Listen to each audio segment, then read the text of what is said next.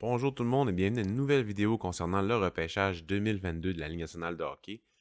Aujourd'hui, c'est mon top 64 que je vais vous expliquer. On a fait une formule un peu différente pour les tops finales, pour les tops finaux. Sébastien du TSLH Espoir a décidé de faire une vidéo où il fait juste vous parler de ses rangs, un peu de son background et tout. Et moi et Matt, on a décidé de le faire également. Simon Servant le fait aussi sur sa chaîne personnelle que vous pouvez aller voir, Simon Servant sur YouTube. Donc, je suis le bal, je suis le troupeau. Je vais faire aussi une vidéo top 64. Je vais vous expliquer un peu ma façon de faire, pourquoi les espoirs sont placés comme ça. Je ne vous les présenterai pas nécessairement parce que chacun d'eux a un profil, surtout sur hockey.com, que vous pouvez regarder. Si vous allez dans la section TSLH Espoirs, sont toutes là. Sinon, vous allez dans la barre de recherche dans le haut du site, vous marquez le nom plus profil ou juste le nom du joueur et tous les textes qui concernent ce joueur seront dans le résultat de recherche. Donc, c'est très facile à retrouver. Donc, après le repêchage, vous pouvez toujours utiliser le site pour aller revoir des espoirs qui ont été repêchés par le Canadien ou autre équipe que vous aimez. Donc, si on regarde un peu ma façon de faire, cette année, j'ai regardé au-dessus de 136 espoirs. Là. Probablement plus que ça, mais qu'il y en a que j'ai pas noté, donc je les considère pas comme visionnés. Ça, il me semble que c'est 136 espoirs, 1997 visionnements éparpillés sur tous ces espoirs-là. Ça fait beaucoup, c'est beaucoup d'heures. Dans le fond, c'est pas 1997 matchs complets de 3 heures, mais dans le fond, ce qu'on fait, on scout avec Instat Hockey, la plateforme qui nous permet de regarder des matchs, ça nous permet d'optimiser notre temps. T'sais, on a tous des vies de famille, des jobs, on n'est pas des scouts. Moi, je ne suis pas un recruteur, je ne suis pas journaliste non plus, je suis blogueur qui est un passionné d'espoir.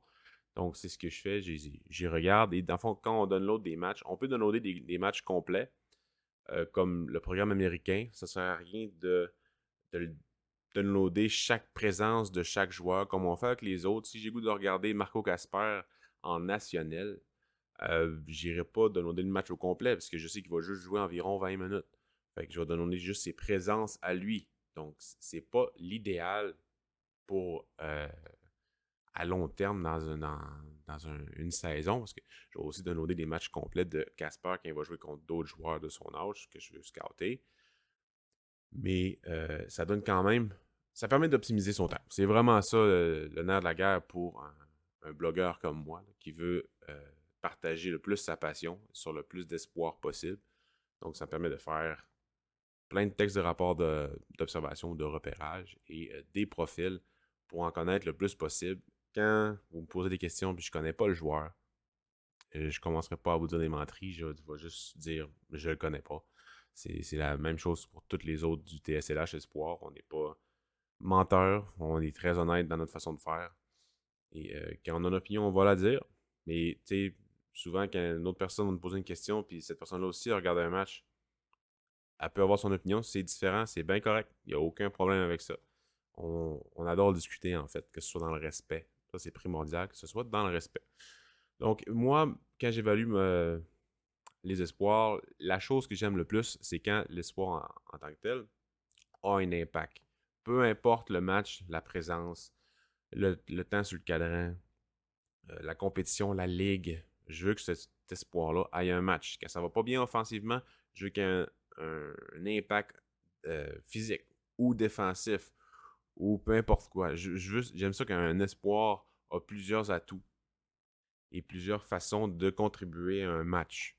Il y a des espoirs que tu vois que le talent offensif est incroyable, mais sauf quand ils n'ont pas ça, et ils n'ont rien d'autre, c'est un peu tannant. Fait que j'ai drop dans ma liste. C'est souvent comme ça. Oui, tu sais, quand ils sont flashy, c'est correct, j'aime ça aussi. J'étais un amateur de hockey quand c'est éclatant, c'est toujours le fun.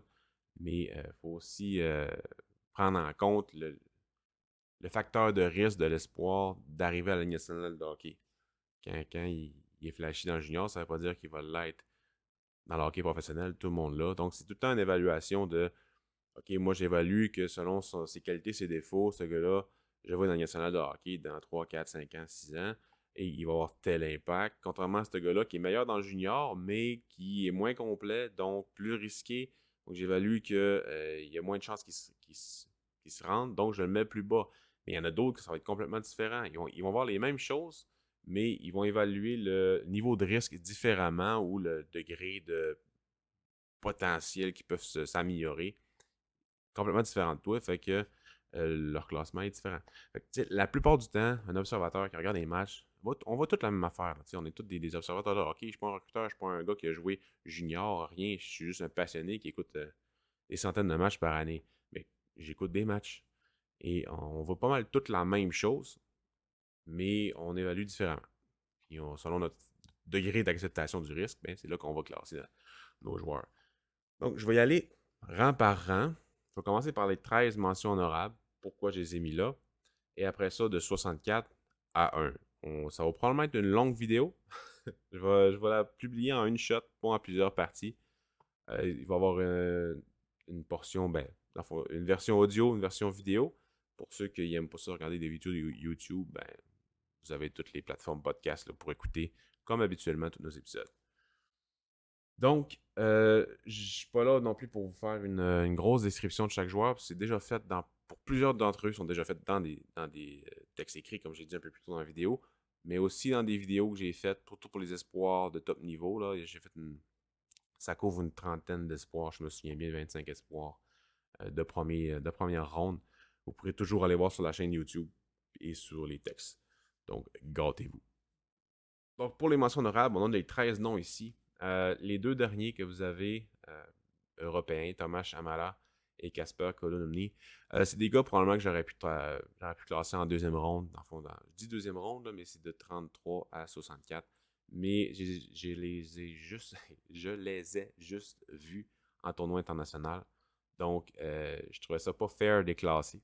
J'aurais dû prendre le temps d'aller les regarder dans leur ligue respective ou plus me concentrer sur eux autres, mais j'ai pas eu le temps, sérieusement, là, pour faire les profils, construire le guide TSLH Espoir. J'ai manqué de temps, fait que j'ai juste. Je sais qu'ils sont bons.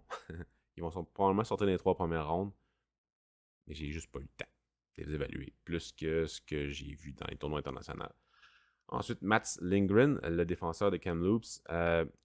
Excellent patineur, patineur de finesse surtout, défensive, pas tant haute. En offensive, il réussit pas à faire. Tu sais, je sais que ça s'est amélioré j'ai remarqué que ça s'est amélioré pendant la saison. Mais trop de finesse, trop de stock de junior, trop de patins de fantaisie. Et ça, j'évalue ça difficilement pour lui de se rendre dans les nationale de hockey. Adam Sikora, un gars que j'ai connu plus tard dans la saison, mais j'ai quand même écouté 20 matchs au total. C'est quand même pas mauvais. Mais je vois pas beaucoup de potentiel offensif chez lui. Il est souvent perdu, tête folle. Oui, il est intense, il a un bon patin, il fonce au filet, il est impliqué le long des bandes, mais son offensive, je la crois pas transposable dans la nationale de hockey. Est-ce que je serais pour qu'une équipe le repêche, mettons le Canadien en quatrième ronde, troisième ronde? Je serais pas contre, ça me dérangerait vraiment pas. Mais je sais pas, j'ai pas le petit oomph avec lui qui me permet de dire que ça vaut la peine d'aller chercher. Et il n'y a pas le gabarit non plus qui est très, très élevé, mettons. Fait que je l'ai mis un peu plus bas que certains de mes collègues au TSLH Espoir. Ensuite, on peut voir Mikko Matika, finlandais, très gros gabarit, un bon marqueur de but, mais pas impliqué, pas rapide. Tu vois le potentiel que son physique amène, que son shot amène, mais il se déplace pas pour se libérer pour faire des lignes de passe et tout.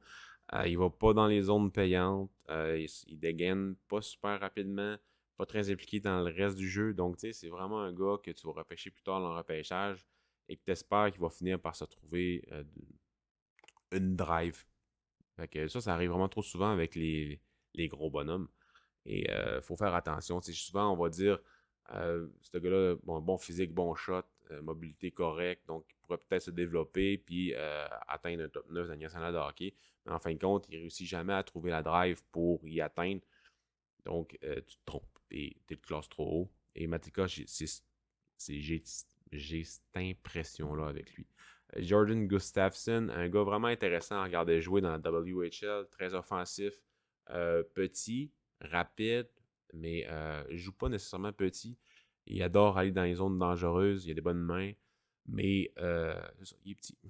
Il y en a beaucoup des espoirs petits dans ce repêchage-là qui ont des qualités très intéressantes, mais c'est pas tout le monde qui réussit à y parvenir. Puis Jordan Gustafsson, j'ai de la misère à croire qu'il va y parvenir. Même s'il est capable de faire beaucoup de bonnes choses dans la WHL avec les Thunderbirds. On verra ce que ça va donner. J'ai rien contre le repêcher dans les 4, 5, 6, 7, les quatrième ronde et tout. Mais j'ai 64 gars classés.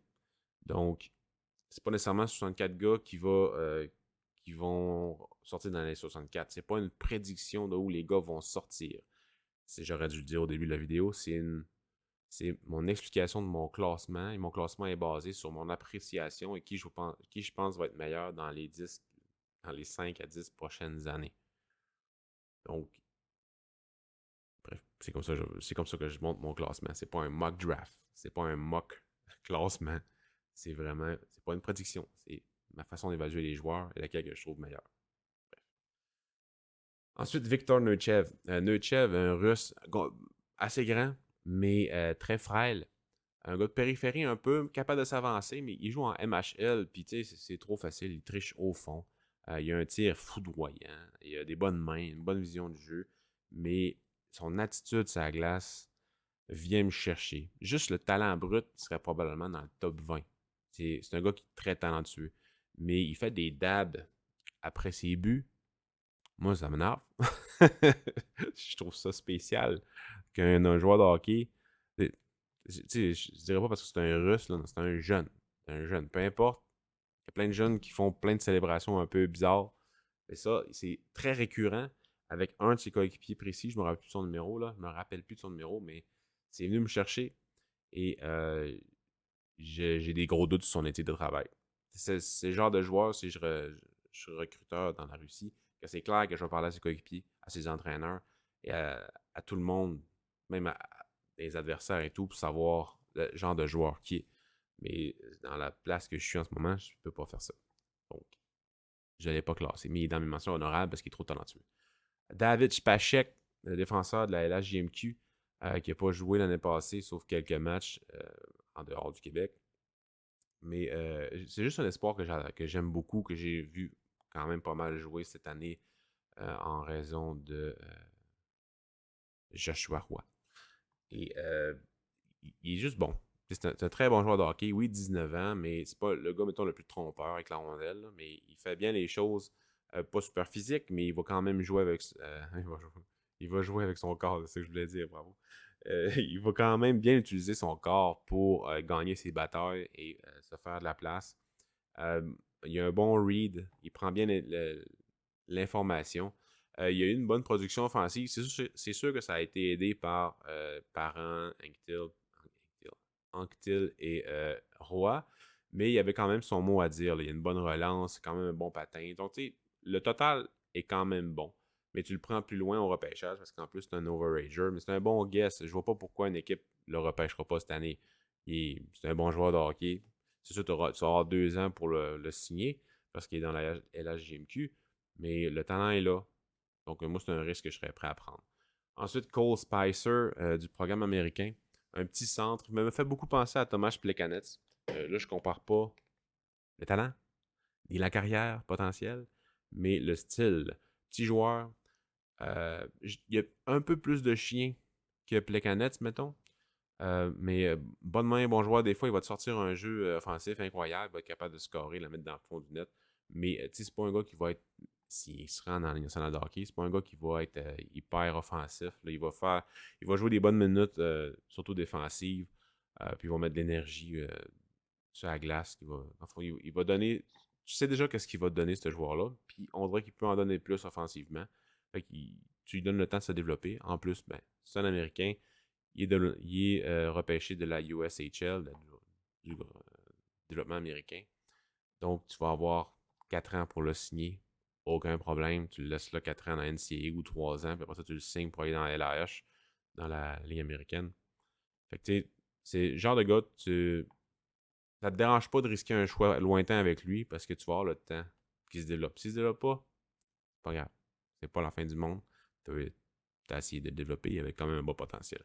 Même chose avec Paul Ludwinski, que j'aurais pu mettre à la fin de mon classement, de mon top 64, parce qu'il y a un bon profil, il y a eu des bonnes séries éliminatoires. Il y a le style énergique, in your face, dans le trafic, dans le junior, pour amasser quelques points. Il a joué avec Shane Wright, là, dans l'équipe de Shane Wright. Il n'a pas été dans les premiers trios, c'était pas ça son rôle.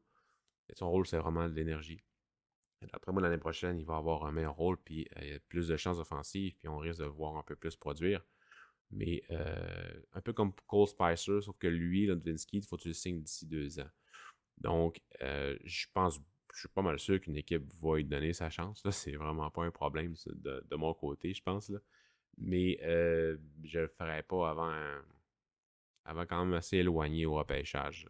Parce que oui, il y a un style professionnel, mais il n'y a pas le gabarit pour.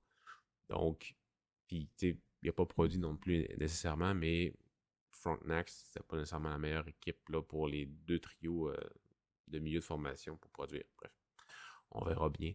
Ensuite, le Québécois Alexis Gendron, que j'ai adoré de mon côté avec l'Armada, du caractère, un bon shot. Oui, il faut qu'il prenne du poids. Il est 5 et 9, il est pas gros, mais il joue pas petit. Un peu comme Spicer et Ludwinski. Ben, surtout comme Ludwinski, mais il y a plus de talent offensif dans Gendron, selon moi. Il sait comment se placer, se rendre offensif, mais il n'était pas dans une bonne équipe. Fait que c'est sûr que ça a été difficile pour lui d'engranger beaucoup de points, mais il a fait plus que 30 buts, ou il a fait 30 buts, je me rappelle plus du nombre de buts spécifiques, là.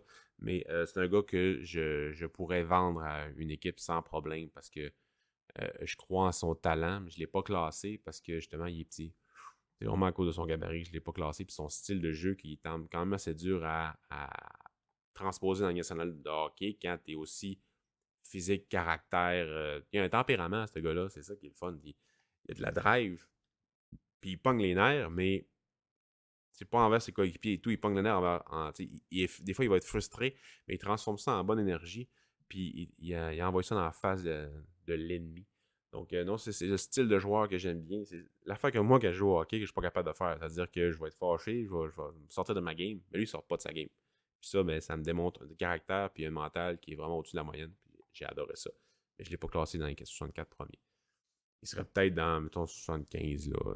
Si, mettons, j'irais jusqu'à 100.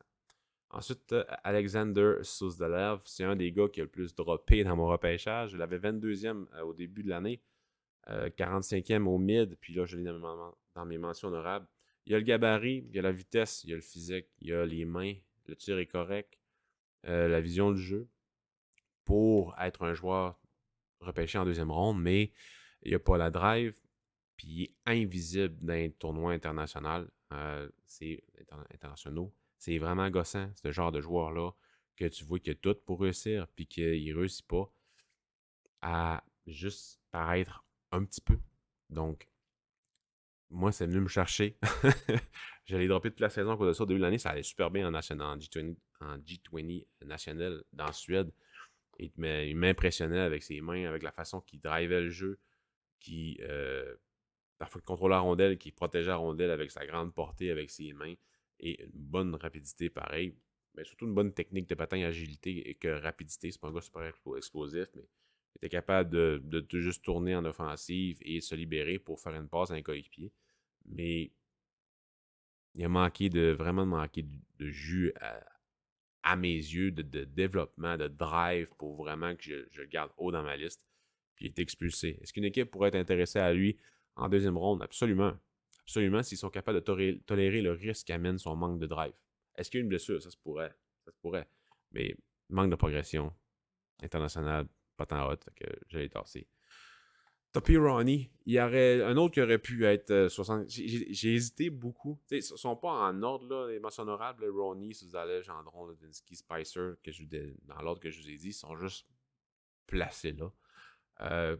Mais j'aurais. Ronnie, c'est le premier que j'ai mis dans les mentions honorables, que il était à 64 à la place de Kaskimaki, mais j'ai mis Kaskimaki à sa place.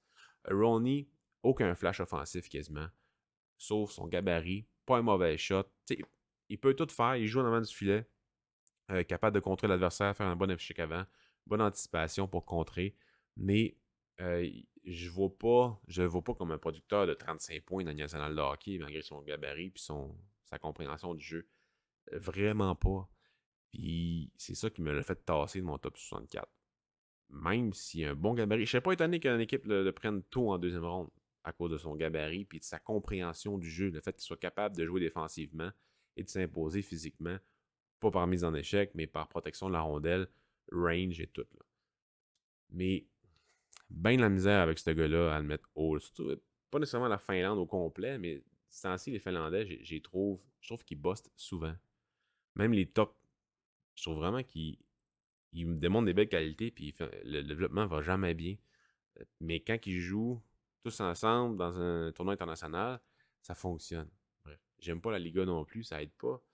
Peut-être probablement le gars qui l'aime le plus que les autres au TSLH Espoir, mais quand même, mon taux d'amour pour la Liga est pas très élevé. Donc, c'est pas qu'il parte avec une prise, là, mais ça aide vraiment pas mon classement quand je classe des Finlandais, sauf quelques-uns. Bref. Fait que ça termine mes mentions honorables. On va commencer direct là avec le 64e.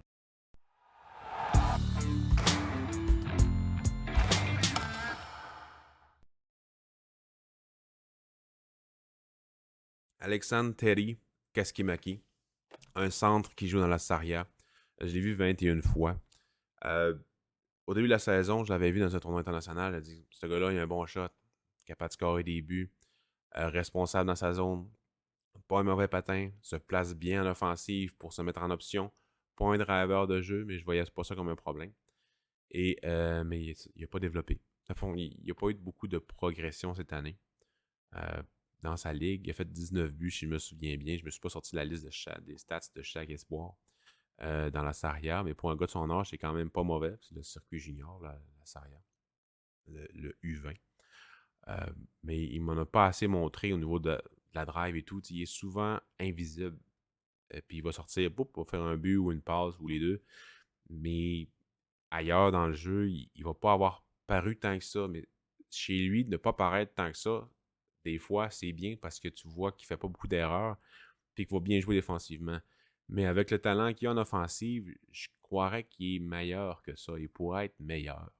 Il pourrait plus nous en donner. Je sais qu'il y en a certains qui l'avaient en première ronde au début de la saison, puis ça a droppé. Donc, je suis pas le seul qui s'est comme découragé un peu de lui. Mais, bref, c'est pas pour rien qu'il est 64e, il est pas mauvais. 63e, Yanni Newman, un Finlandais de 6 pieds 3,5, si je me souviens bien. Quand tu vois le package qu'il a, tu peux penser que c'est un espoir de première ronde parce qu'il a une bonne drive quand il veut. Il a le gabarit, il a les épaules, il a le tir, mais la vitesse, c'est pas constant. J'ai jamais vu un gars, puis tout le monde au TSLH Espoir est d'accord avec ça. On s'en est tous dit de m'amener sans nécessairement s'en avoir parlé avant, qu'on n'a jamais vu un gars être aussi inconstant dans son patin. Au début de la saison, il y avait des bonnes séquences, qui avaient une bonne foulée et une bonne explosion. Puis à mesure que la saison a avancé, c'est juste parti. Il est plus rapide comme il était au début de la saison. Est-ce que c'est une blessure? Ça se peut très bien, mais c'est très alarmant quand même. T'sais. Quand il pogne sa vitesse maximale, ça va quand même bien, mais ça y prend beaucoup de foulée. Et à l'intérieur même d'un match, des fois, il va y avoir une régression au niveau de son patin. Est-ce que c'est technique? Est-ce que c'est musculaire? Est-ce que c'est un problème de cardio, de la fatigue? Ça se peut très bien. Je ne suis pas un professionnel là-dedans, mais c'est frustrant parce que le package est vraiment attrayant. Mais il n'est pas dans ma mention honorable, il est dans mon classement parce que justement, il y a un potentiel maximal offensif plus élevé, plus d'atouts, mettons, pour peut-être produire dans le national de hockey. Moins de drive que Gendron, Ludwinski, Spicer, mais il y a un bon gabarit. Fait que, c'est plus transposable dans le national de hockey s'il réussit à tout mettre ensemble. Après ça, 62e, Oscar Asplund. C'est pas un gars que j'ai vu beaucoup dans les listes, que beaucoup de personnes ont parlé. Je pense qu'il y a juste Scott Wheeler de Athletic qui en a parlé, puis là dans les 70 dans son classement de fin de saison. Euh, un espoir que j'ai donné des matchs à la fin de la saison. Dans le fond, je me suis dit, bon, j'ai le temps, parce que j'avais le temps de me donner des matchs, et j'étais allé en ordre alphabétique. Asplund, fait que je l'ai donné en premier, puis je me suis pas rendu à H puis K comme Amara puis Kurumi. Kulonumi, bref, les deux défenseurs que j'ai parlé en premier dans mes mentions honorables. J'ai commencé par lui qui joue dans la Allsvenskan. Il a joué dans la G18 régionale. Dans le fond, c'est en dessous de la G20 nationale. Il y a la G18 nationale aussi. Mais régionale, c'est comme. Hop, bref. Je connais pas toutes, là, mais c'est pas mal ça. En Allsvenskan, il y a une dizaine de points euh, dans la saison. Mais c'est un gars offensif, un bon gars de relance, mais excessivement safe dans sa zone par les décisions qu'il prend avec la rondelle. Souvent, l'adversaire allait jeter la rondelle en fond de zone et il, mettons, il évaluait le déploiement adverse au niveau de l'échec avant, prend sa décision tout de suite, prend un petit coup de patin. Euh, dans le fond, va déjouer un joueur juste par le positionnement qu'il va prendre pour l'envoyer ça dans un endroit sécuritaire pour son équipe, c'est-à-dire un coéquipier, ou dans une zone libre que juste des coéquipiers et non pas des adversaires. Donc, ça, j'adore ça dans l'espoir. Vraiment, vraiment, j'adore ça. Mais c'est dans Allsvenskan. Donc, c'est une ligue professionnelle de le deuxième niveau là, en Suède. Donc, c'est très soft. Il y a beaucoup de place. C'est moins rapide, moins physique. Fait que, oui, c'était vraiment intéressant, mais Norlinder aussi le faisait dans l'Allsvenskan, mais il en montrait plus offensivement. Tu sais, Asplund, il en a montré offensivement. De plus en plus, la saison avancée, il contrôlait plus la POC, mais il n'était pas utilisé dans des situations que c'était intéressant nécessairement offensivement. Il a quand même été utilisé offensivement, mais pas nécessairement. Ça n'a pas fonctionné à fond cette saison. Mais dans le junior, il a été très offensif. Fait qu'il y a un potentiel offensif que probablement que je sous-estime. Mais il y a le patin, on dirait qu'il y a le bon il a un bon esprit d'analyse. Puis ça, j'ai vraiment aimé ça. C'est un gars sécuritaire. Quand la rondelle quitte sa palette, c'est pour être plus en sécurité qu'elle était. Puis en offensive, il faut juste qu'il déstresse. Fait que ça devrait bien aller. Fait qu'il pourrait être plus haut, mais il pourrait être plus bas aussi. C'est juste que j'ai aimé le fait qu'il fasse ça en Allsvenskan et non pas en J20. En J20 national, s'il avait fait 40 points 60 matchs en démontrant le jeu qu'il a fait là, j'aurais été moins impressionné. Mais dans une ligue d'hommes, j'ai bien aimé ça. Ensuite, 61e, Fabienne Wagner, ou Wagner, peu importe. Un Suédois, un attaquant suédois capable de jouer au centre et à l'aile. Au début de la saison, je l'avais vu à l'aile droite et très rapide en ligne droite, ce gars-là. Bon shot aussi. Il me faisait beaucoup penser à Jussi Ylönen des Canadiens de Montréal, du Rocket. Mais peut-être moins de potentiel, peut-être moins physique. Ylönen, c'est pas le plus physique, mais il est quand même fort et sous-estimé à ce niveau-là. Wagner, c'est pas ça pendant tout. Il est pas super physique, mais avec la rondelle, il prend rarement les mauvaises décisions. Il se place super bien. Et toute la saison, quasiment, il a joué au centre. Puis j'étais étonné parce que j'avais vraiment aimé à l'aile. Puis il a joué au centre, puis il est encore meilleur. Donc, son jeu au centre est rapide, intelligent, bon positionnement, bonne rapidité. Et toujours aussi ligne droite. Donc, il fait pas de feinte outre mesure. Quand il le fait, c'est pas le meilleur. Fait que j'aime bien le fait qu'il le fasse pas. Mais un bon espoir, là, un bon guess de milieu de repêchage, troisième ronde, là, j'aurais pas de misère avec ça. Pourquoi il est 61e? Parce que je crois que son potentiel pourrait le faire dans un redraft 5-6 années de plus, pourrait le faire aller en deuxième ronde. Donc, je pourrais prendre le risque de repêcher, d'attendre au repêchage, de prendre quatrième, dans la quatrième ronde, mais je pense que ce sera un espoir de deuxième ronde, potentiellement, éventuellement, au niveau que tu regardes la cohorte. Donc, c'est comme ça que je construis mon classement, mettons. Si, mettons, j'avais à donner ma liste à une équipe de la nationale de hockey, puis il serait rendu là, ben, je dirais, oui, tu pourrais, mettons que tu aimes plus le profil de Newman, tu pourrais prendre Newman, mettons, on pourrait attendre un peu pour Wagner, puis le prendre plus tard, mais je pense que Wagner pourrait être meilleur que Newman éventuellement, mais pour rajouter de la valeur à tes choix, tu pourrais attendre un peu. Bref, c'est compliqué à expliquer, là, mais c'est un peu ma façon de voir. Bref. 60e, Philippe Bysted, un autre Suédois, centre, un gros centre, 6 pieds 3, 6 pieds 4. C'est le contraire de Suzdalev. ou Soudalev, peu importe comment on le dit. Là. En tournoi international, il était très bon. Démontrait beaucoup de choses. Bon tir, bonne main, bonne implication défensive et offensive, bonne vision, capable de repérer où aller ou anticiper les déploiements adverses. Mais dans sa ligue, il manque de drive. C'est tellement frustrant. Tu sais, pour pas comparer les talents, mais si vous vous souvenez, mettons, de Benoît Pouliot, on voyait le talent de Benoît Pouliot avec le gabarit, la rapidité, le shot. On voyait ce qui aurait pu devenir, mais il a manqué de talent, de drive. Bysted, c'est pas qu'il manque de talent, mais il manque de coups de pied dans le cul. C'est vraiment ça qui manque. Et c'est ça. C'est tannant. Il pourrait être plus haut dans ma liste. Un espoir qui pourrait être en première ronde. Un potentiel incroyable, mais il manque le petit quelque chose qui pourrait me faire mettre plus haut. Hey, vous le regardez en national, puis même en SHL aussi, puis il pourrait tellement être plus. C'est étonnant. C'est pour ça qu'il est aussi bas. Ensuite, 59e, Ryan Chesley, l'Américain. Je sais qu'il y en a plusieurs qui l'ont en première ronde. Un gars de 6 pieds, très physique, un bon shot quand même. Pas super précis, mais quand même capable d'atteindre les gardiens de but. Mais tu sais, c'est pas un gars qui a un bon contrôle de rondelle.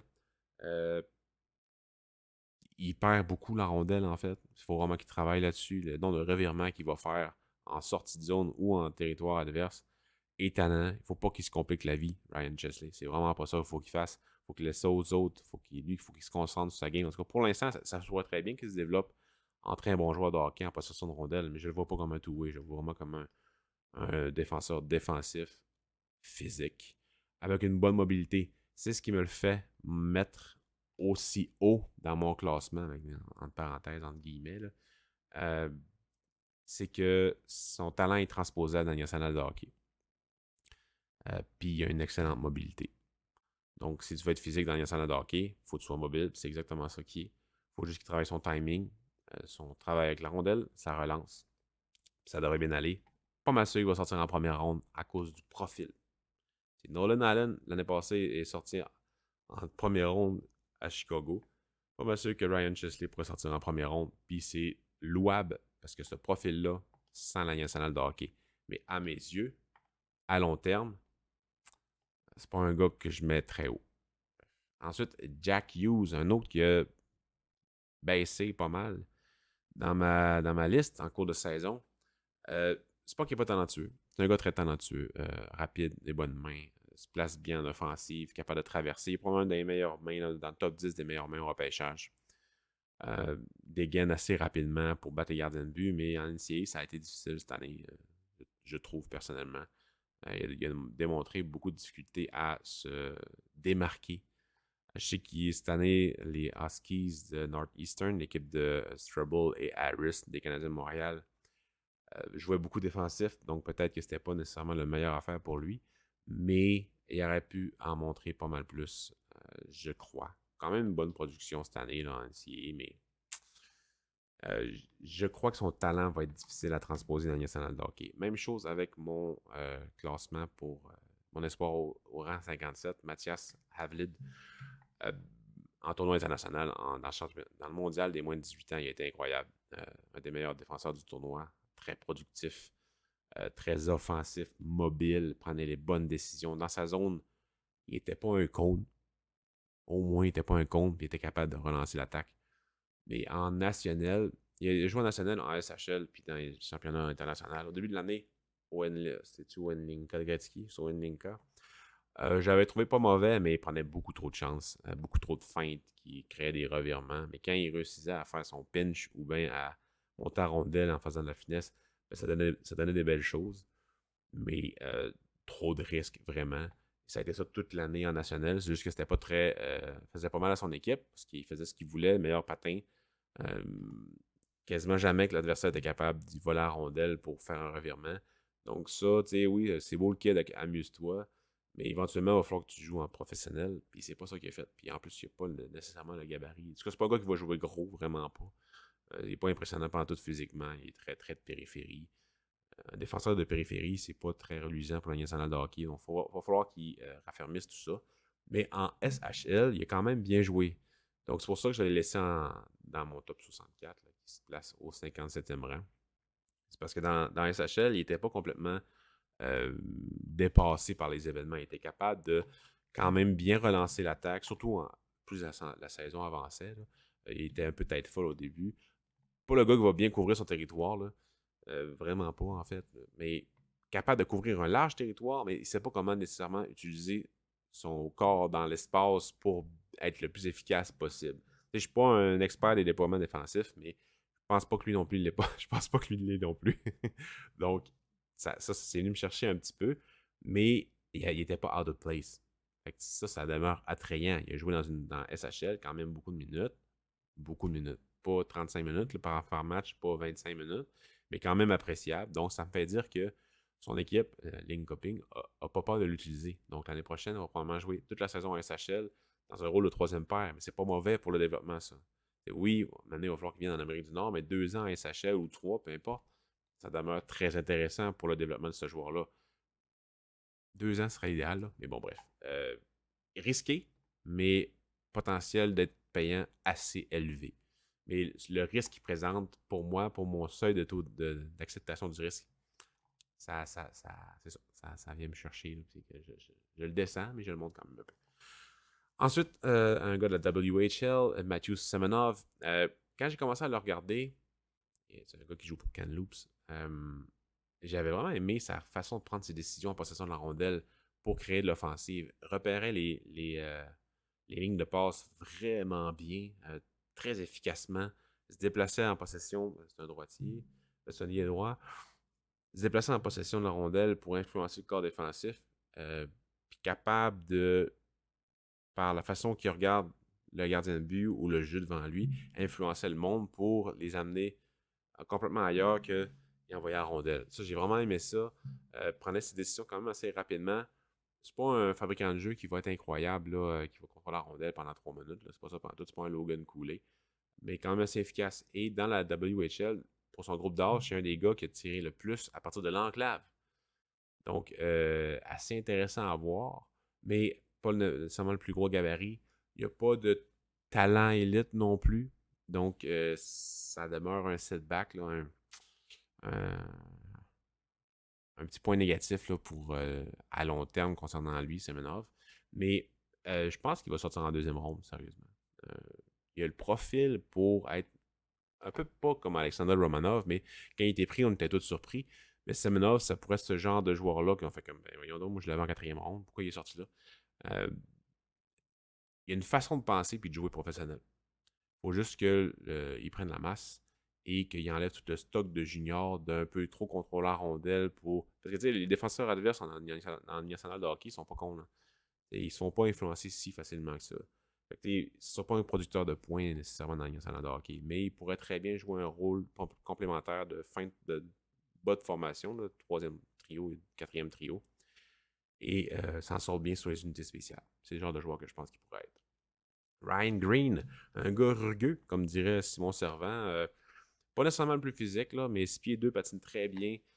Shot pas super puissant, mais quand même capable de battre les gardiens de but. Moi, j'aime mieux sa façon de créer des jeux à ce joueur-là. Dans le trafic, c'est assez intéressant à voir jouer, surtout pour un gars qui est grand comme ça, mais qui est quand même frêle. Donc, il y a du développement physique à faire en maudit. Mais il a joué dans la USHL, donc il va avoir beaucoup de temps pour l'équipe qui va le repêcher, il va avoir beaucoup de temps pour le signer. Je crois, là, si Timmins et Bergevin avaient encore été à l'emploi du Canadien de Montréal, selon moi, il aurait été un choix des Canadiens de Montréal en deuxième ronde. Parce qu'il y a le profil typique de ce qu'aime le Canadien de Montréal sous l'ère Bergevin-Timmins. Un gars pro, pas le plafond le plus élevé, mais qui joue quand même physique dans le trafic. Fait que, tu sais, c'est pas un genre de joueur que je déteste. Green, c'est un gars que je vois dans la Ligue nationale de hockey. Mais il y a beaucoup de développement à y avoir. Vraiment beaucoup. Il pourrait sortir troisième, quatrième ronde ou bien deuxième ronde. Ça dépend comment le board avance. Il a l'air d'un bon kid. Il y a son coéquipier Cameron Lund, qui était très intéressant aussi, que j'aurais pu mettre des mentions honorables, mais trop de finesse dans son jeu, malgré le gabarit qu'il jouait. Des fois, comparativement à Green, qui était partout sur la glace, Lund, ben, il est dans son corridor, puis il reste là. Puis ça venait me chercher, donc j'ai décidé de ne pas le mettre dans mes mentions honorables. C'est pour ça qu'il y en a juste 13. Dans les mentions honorables, il y aurait pu en avoir 50, là. Mais ça sert à quoi d'en mettre 50? 13, c'était correct. Donc, après ça, 54e, Noah Warren. J'ai de la misère à le dire, désolé pour l'accent. Là, on l'appelait Noah ou Warren, qui joue dans les LHJMQ pour les Olympiques de Gatineau. Gros bonhomme, très physique. Un shot exécrable pour un gars de son physique, mais ça se développe. Écoute, ça se développe entièrement. Même affaire pour Maverick Lamoureux, là, qui a un meilleur tir quand même, mais pas impressionnant. Mais Noah Warren, il joue tellement bien dans sa zone, prend les bonnes décisions avec la rondelle, bonne relance, bonne mobilité, bon physique, pas frêle, pas en tout. Lamoureux, pour un gars de 6 pieds 7, il est frêle. Warren, il est pas frêle, vraiment pas. Donc, c'est très intéressant. Est-ce qu'il va sortir en première ronde? Ça se pourrait.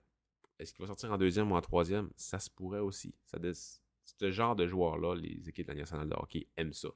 Et moi aussi. Mais j'y vois pas beaucoup d'offensive dans son potentiel. Donc, c'est pour ça qu'il est plus bas que d'autres défenseurs.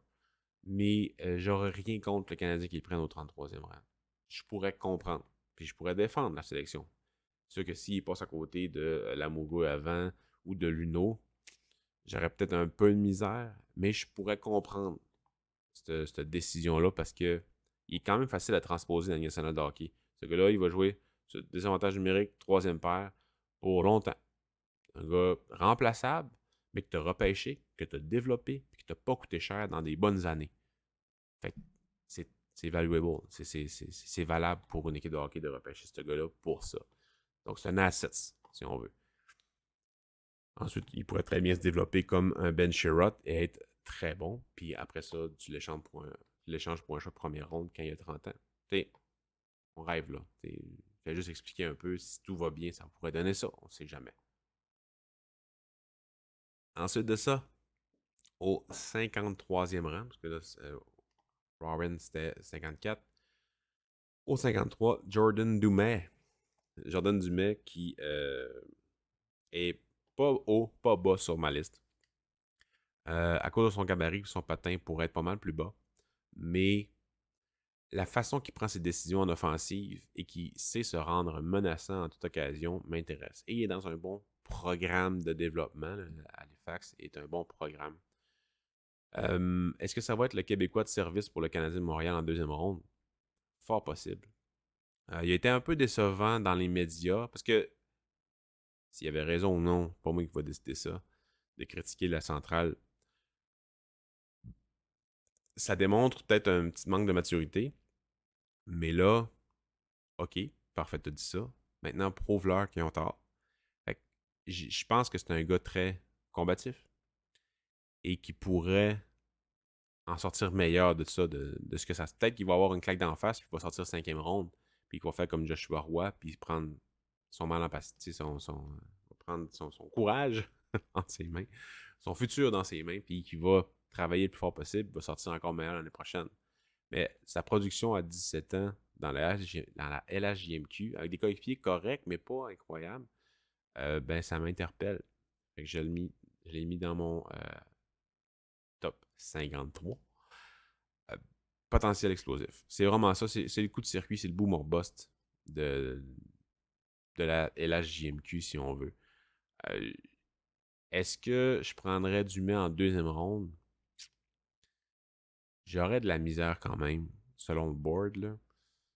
J'aimerais mieux prendre Gendron en cinquième que Dumais en deuxième, mais j'aurais quand même pas de misère là, que le Canadien ou peu importe quelle équipe le prenne en deuxième ronde à cause de son potentiel optimal.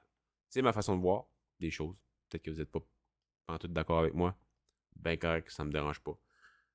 Mais s'il y a du caractère, puis il est capable de se relever de tout le hate qu'il a reçu cette année, ça veut dire qu'il a la mentalité pour être un joueur de hockey dans de hockey. Bref. Ensuite, Ty Nelson, un autre petit, mais c'est un défenseur cette fois-ci. Un des meilleurs corps arrière offensifs de cette année.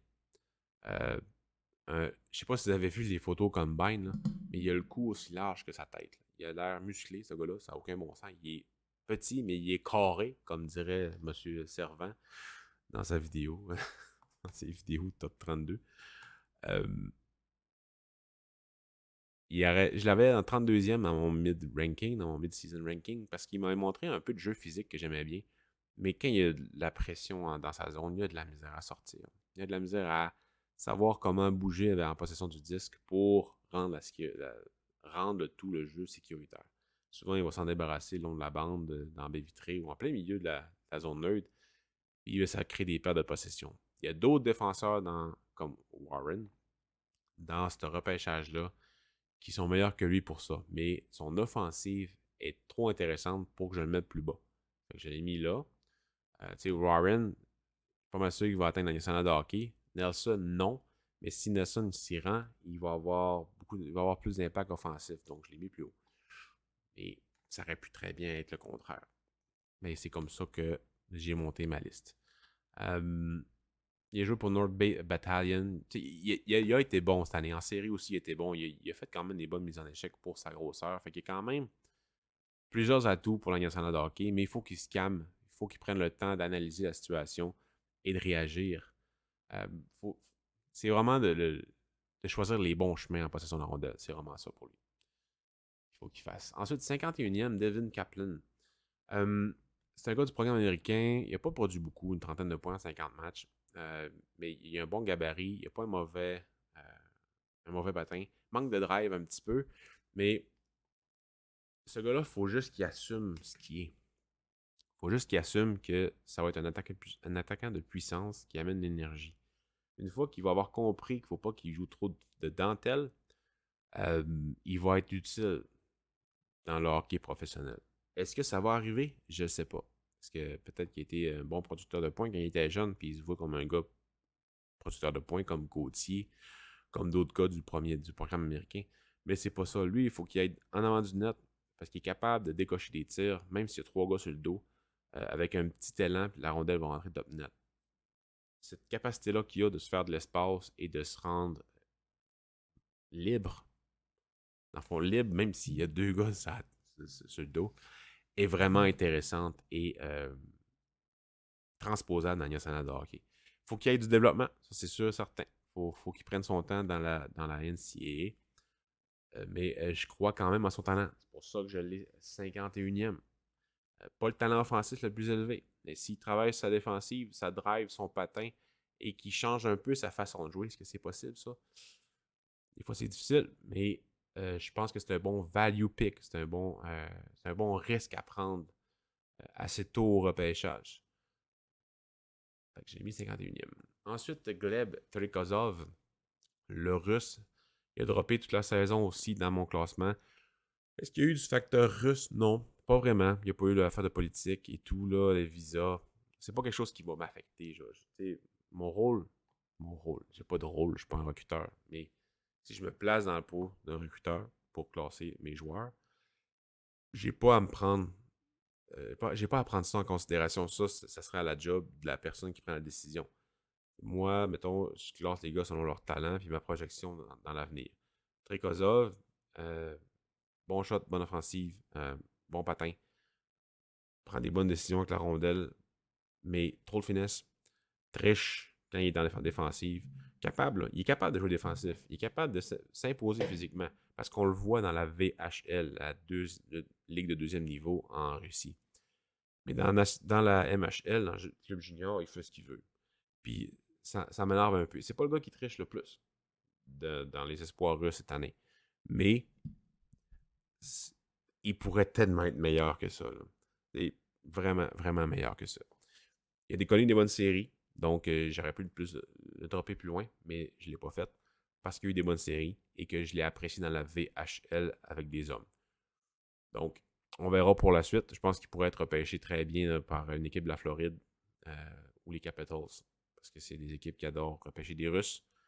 Donc, on verra bien, surtout Tampa Bay. Là. On verra bien ce que ça va donner. Mais je l'ai peut-être un petit peu bas comparativement à d'autres. Mais le fait qu'il triche dans la MHL me gosse un petit peu. Mais pas autant que Neulchev au moins. Ensuite, 49e, Vladimir Grudinin. un autre russe avec un patin incroyable, mais il y a la façon de patiner un peu spéciale qui fait comme des balaiments avec un de ses patins. Là, c'est vraiment spécial à voir. C'est comme patiner comme un pingouin des fois, mais il va prendre beaucoup de rapidité, un peu comme Antonio Stranges, qui a été repêché dans les dernières années. Là. Euh, Est-ce que ça se transpose dans une salle de hockey? Je pense pas. Aurait pu plus produire, mais il a tellement joué dans beaucoup de ligues. Il a joué dans 3 ligues de Russie, des tournois internationaux. Donc, sérieusement, c'est quand même dur de t'adapter à tout ça. Là. Donc, je peux comprendre sa production un peu déficiente, mais il prend des bonnes décisions avec la rondelle, voit bien les lignes de passe, capable d'aller chercher les lignes de passe ou les lignes de tir pour s'approcher vers la gardien de but en raison de sa façon de patiner qui il demeure. Dans le fond, ses patins vont comme lui faire prendre la vitesse alors que son tronc est face au gardien de but. Mais ses patins vont être perpendiculaires, mais de chaque côté. Bref, c'est vraiment spécial. Je pense que c'est Twin 10-2, le genre de titre de façon de patiner. Je suis pas un expert pantoute de patins, là, donc peu importe si t'es pas un expert, tu regardes ça, tu fais comme spécial ça, non? Mais dans MHL, ça fonctionne hyper bien. Est-ce que ça va fonctionner en LAH? Je pense pas, parce qu'il va se faire ramasser, parce que tu perds quand même la rapidité euh, dans les premiers pas si tu vas en ligne droite. Là, en ligne bleue, ça va bien, mais ben de la misère avec ça. Il y a Makar, pas Makar, mais Makar le fait de temps en temps, mais c'est Marner qui le fait. De temps en temps à Toronto, mais pas souvent. Pourquoi? Parce que il va se faire ramasser s'il fait ça trop souvent. Fait que c'est ça. Fait que 49e pour Glodinin. Il pourrait être plus bas. Probablement qu'il va dropper pas mal au repêchage, mais moi, dans l'avenir, je pourrais le voir assez haut.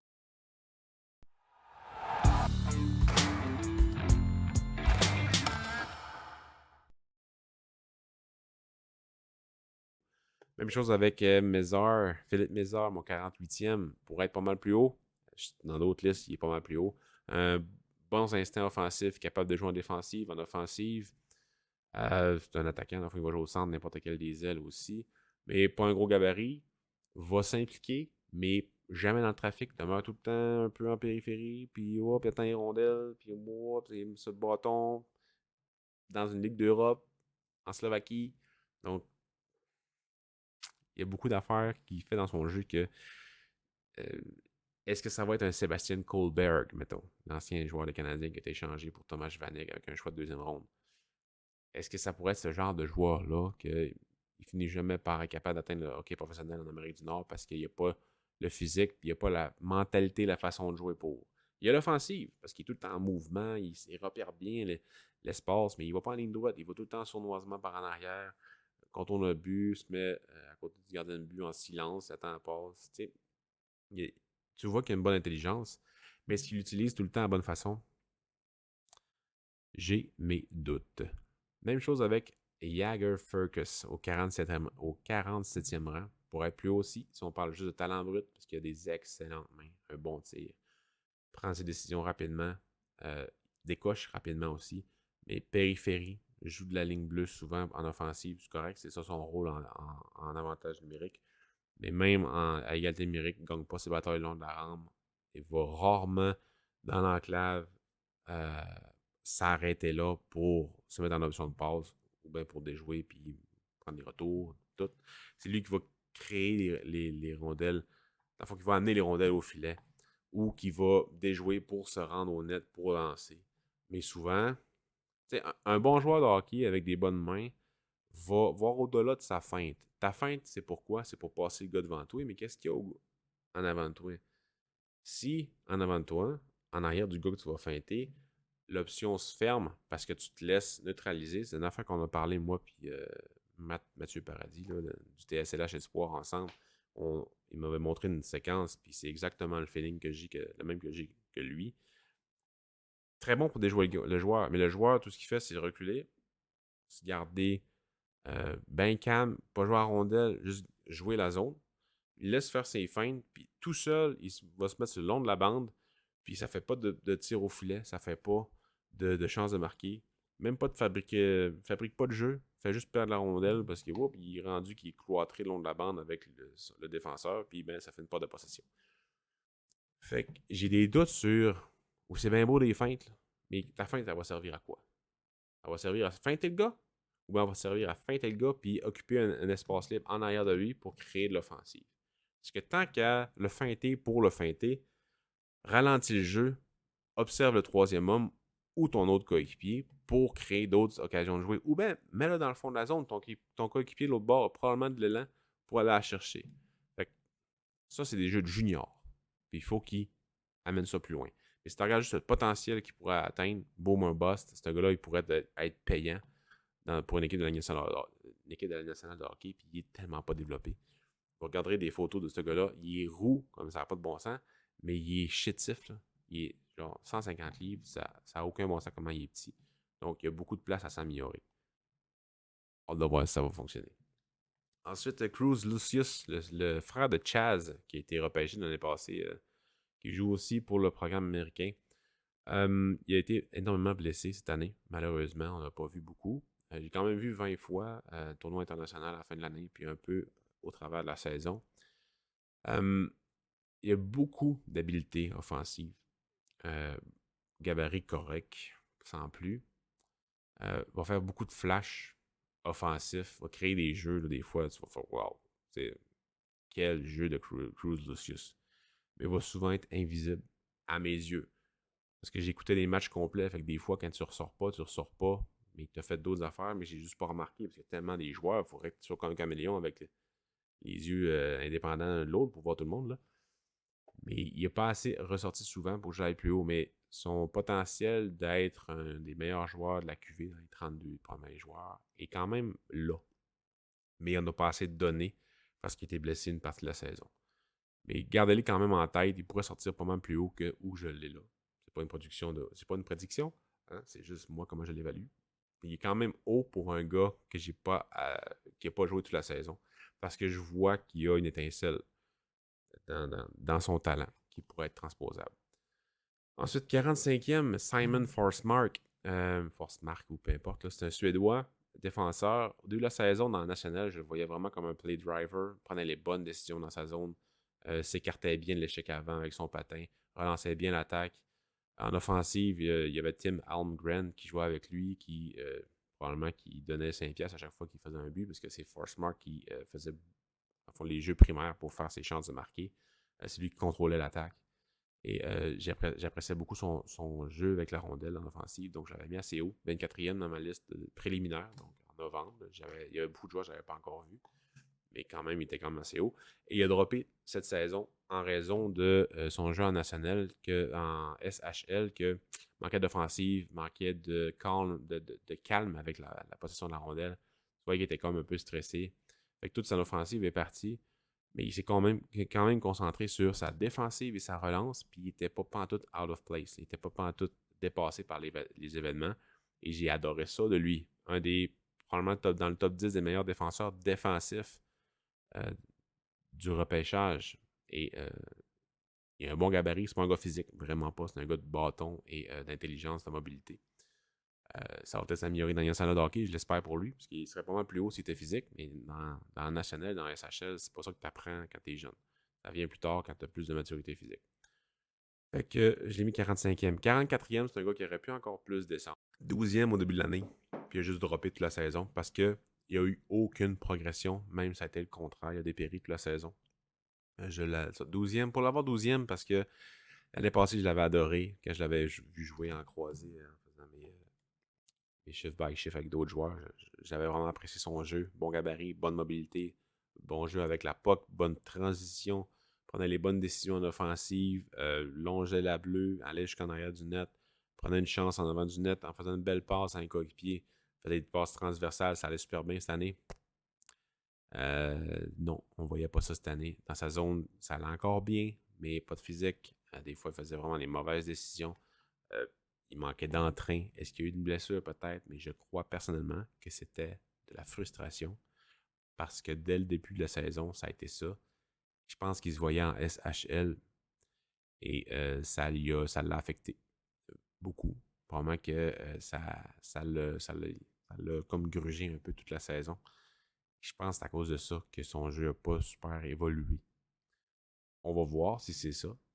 Mais moi, c'est comme ça que je le vois, c'est comme ça que je le feel, comme on dit.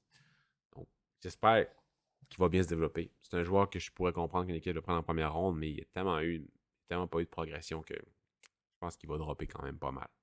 Il va être un drop que le monde se dise waouh, ok, je pensais vraiment pas qu'il allait baisser comme ça. Ensuite, Vinzenz Roher du 67 d'Ottawa, des 67 d'Ottawa, dans la OHL.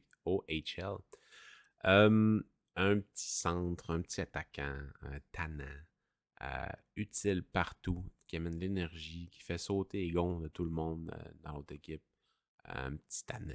C'est vraiment un espoir qui amène beaucoup d'énergie sur la glace. Il jouait dans une équipe vraiment pas bonne. Je pense que sa production offensive aurait pu être pas mal plus haute que ça, mais son équipe faisait en sorte que ça a été un peu plus bas qu'on pourrait espérer. Mais son style est très transposable dans la nationale de hockey. Le problème, il est petit. C'est pas nécessairement le plus fort, mais près du net, ses mains sont vives et il peut marquer des buts. Donc, un gars qui aurait pu être dans mes mentions honorables même, mais la façon qu'il joue et le nombre de revirements et sa rapidité explosive m'ont vraiment impressionné cette saison. Et ça fait en sorte que je l'ai mis très haut, 43e dans ma liste. Pour être très bas dans d'autres listes, là, j'en conviens, parce que justement à cause du gabarit, mais je sais pas, il y a un petit quelque chose dans sa façon de jouer, à créer des revirements, à anticiper où la rondelle va être, qui m'interpelle beaucoup, qui a fait en sorte que je l'ai mis haut. Ensuite, Alexander Perevalov, un autre qui a vraiment baissé dans ma liste, un autre russe, parce qu'il triche beaucoup. Il a dominé au début de la saison là, dans la MHL, il était très offensif, mais il n'a pas été capable de tenir le rythme. A joué dans le KHL, mais moi personnellement, je ne l'ai pas adoré dans le KHL, vraiment pas. Dans la MHL, son jeu a juste baissé. Son impact dans la game a juste été moins impressionnant. Est-ce qu'il a été blessé? Ça se peut très bien. Mais il a vraiment le potentiel d'être un gars offensif dans le national de hockey qui pourrait être vraiment payant pour l'équipe qui le prend.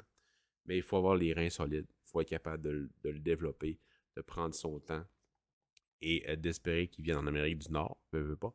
Il va probablement dropper à cause de ça, en fait.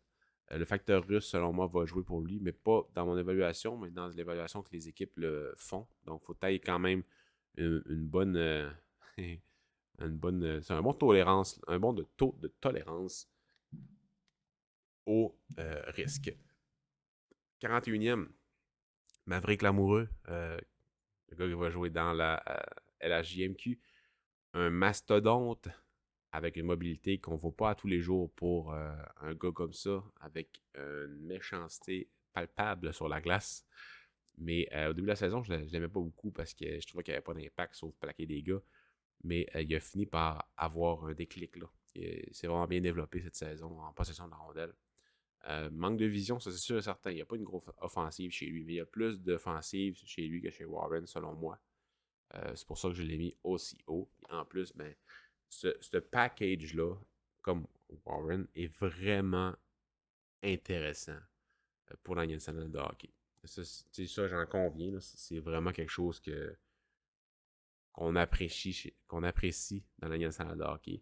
Je pense vraiment qu'il va sortir première ronde, en fait, ou très tôt en deuxième ronde. Euh, Justement à cause du package. Le package est là. Puis il y a eu des blessures là, en cours de saison qui étaient un peu tannant. Mais il a fait le combine, donc ça doit pas être si pire que ça.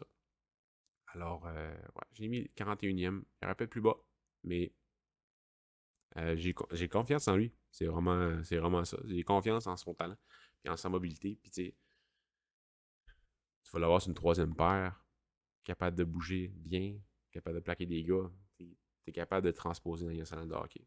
Plus que d'autres dans la séance. Ensuite, 40e, Bryce McConnell Barker. Un gars que c'est Simon Servant qui m'avait parlé en cours de saison, puis j'ai fini par aller le voir en fin de saison. Et ben d'accord avec lui, c'est un bon joueur. Un joueur en ligne droite qui va jouer devant du net, très bon en défensive, va être capable de prendre les grosses mises en jeu. C'est une affaire, il va falloir qu'il travaille, par exemple. Euh, un gars qui se complique pas la vie.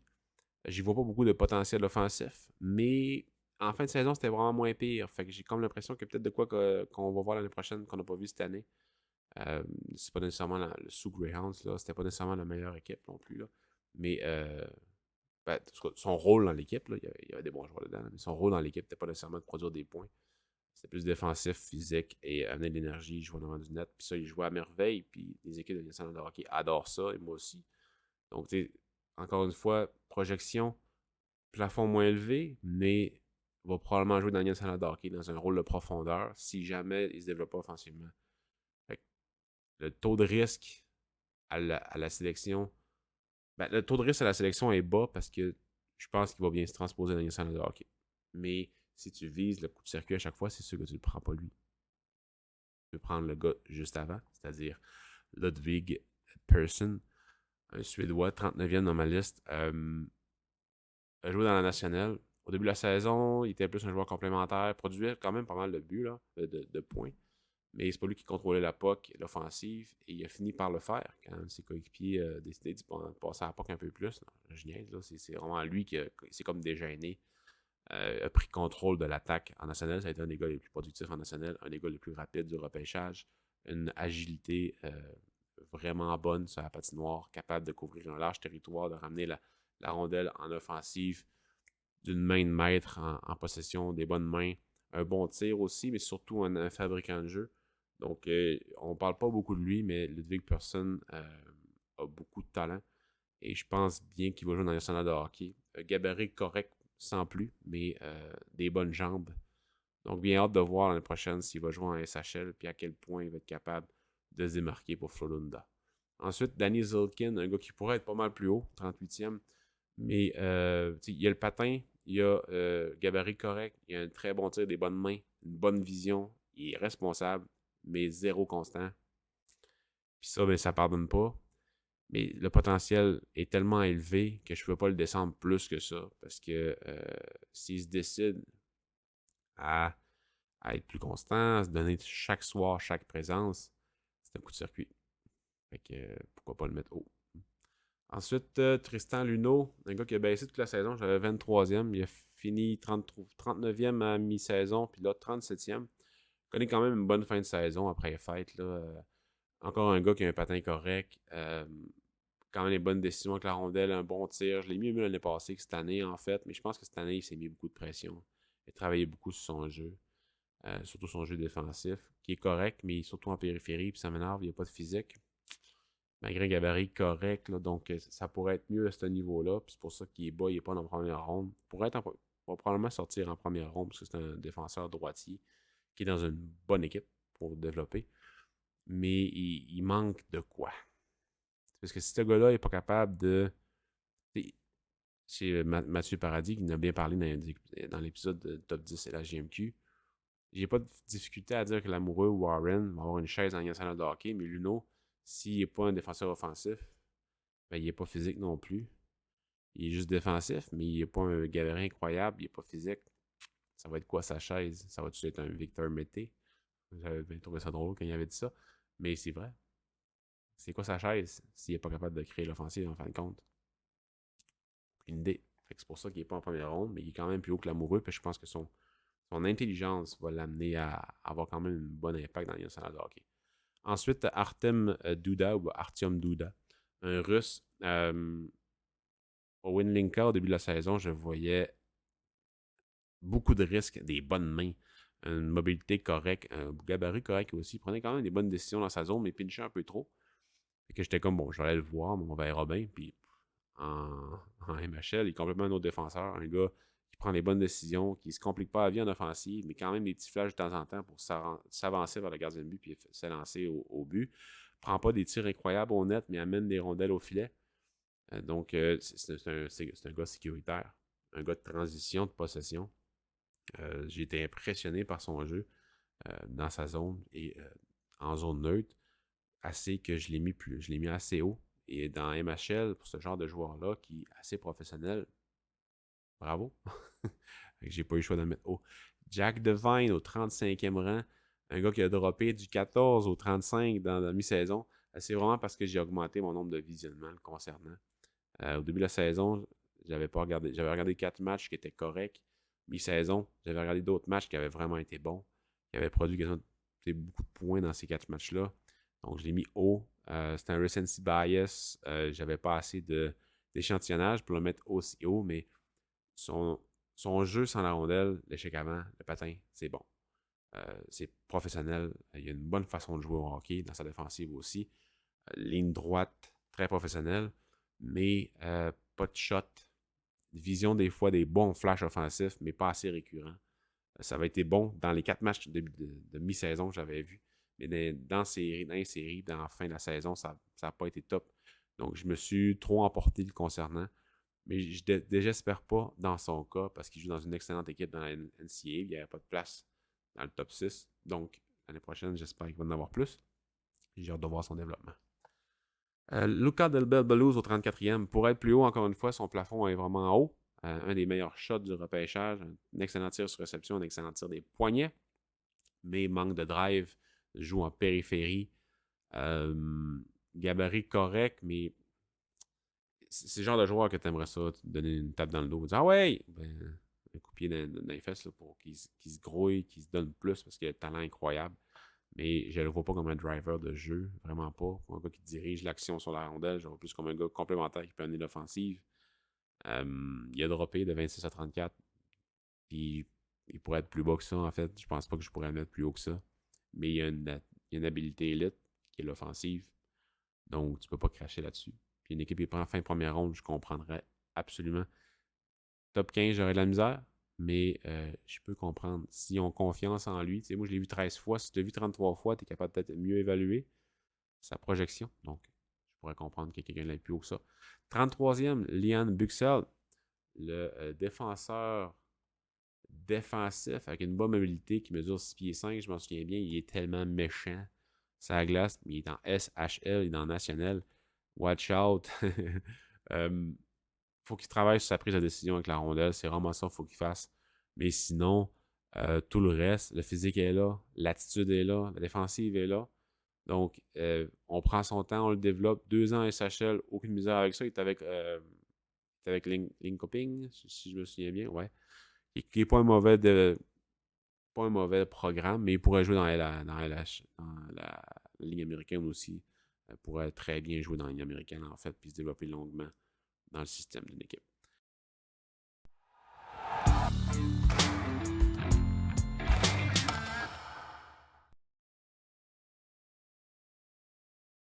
32e, on commence la première ronde, mon top 32. On commence ça avec Lane Hudson, le petit défenseur. On a parlé pas mal, là, j'ai fait une vidéo dessus. On a parlé dans chaque top de ce joueur-là. On l'adore, TSLH Espoir, un petit, mais qui se donne tout ça à la glace, qui est un des meilleurs corps arrière en offensive. Bonne relance, lâche jamais en défensive non plus. Reste bas, absorbe les contacts, donc il a tout pour réussir, mais il mesure 5 et 8 puis il pèse 160, 150 livres. C'est le gros problème avec lui. Il va falloir qu'il y ait du développement, que le monde prenne leur temps. Mais il joue en Amérique, donc on aura le temps.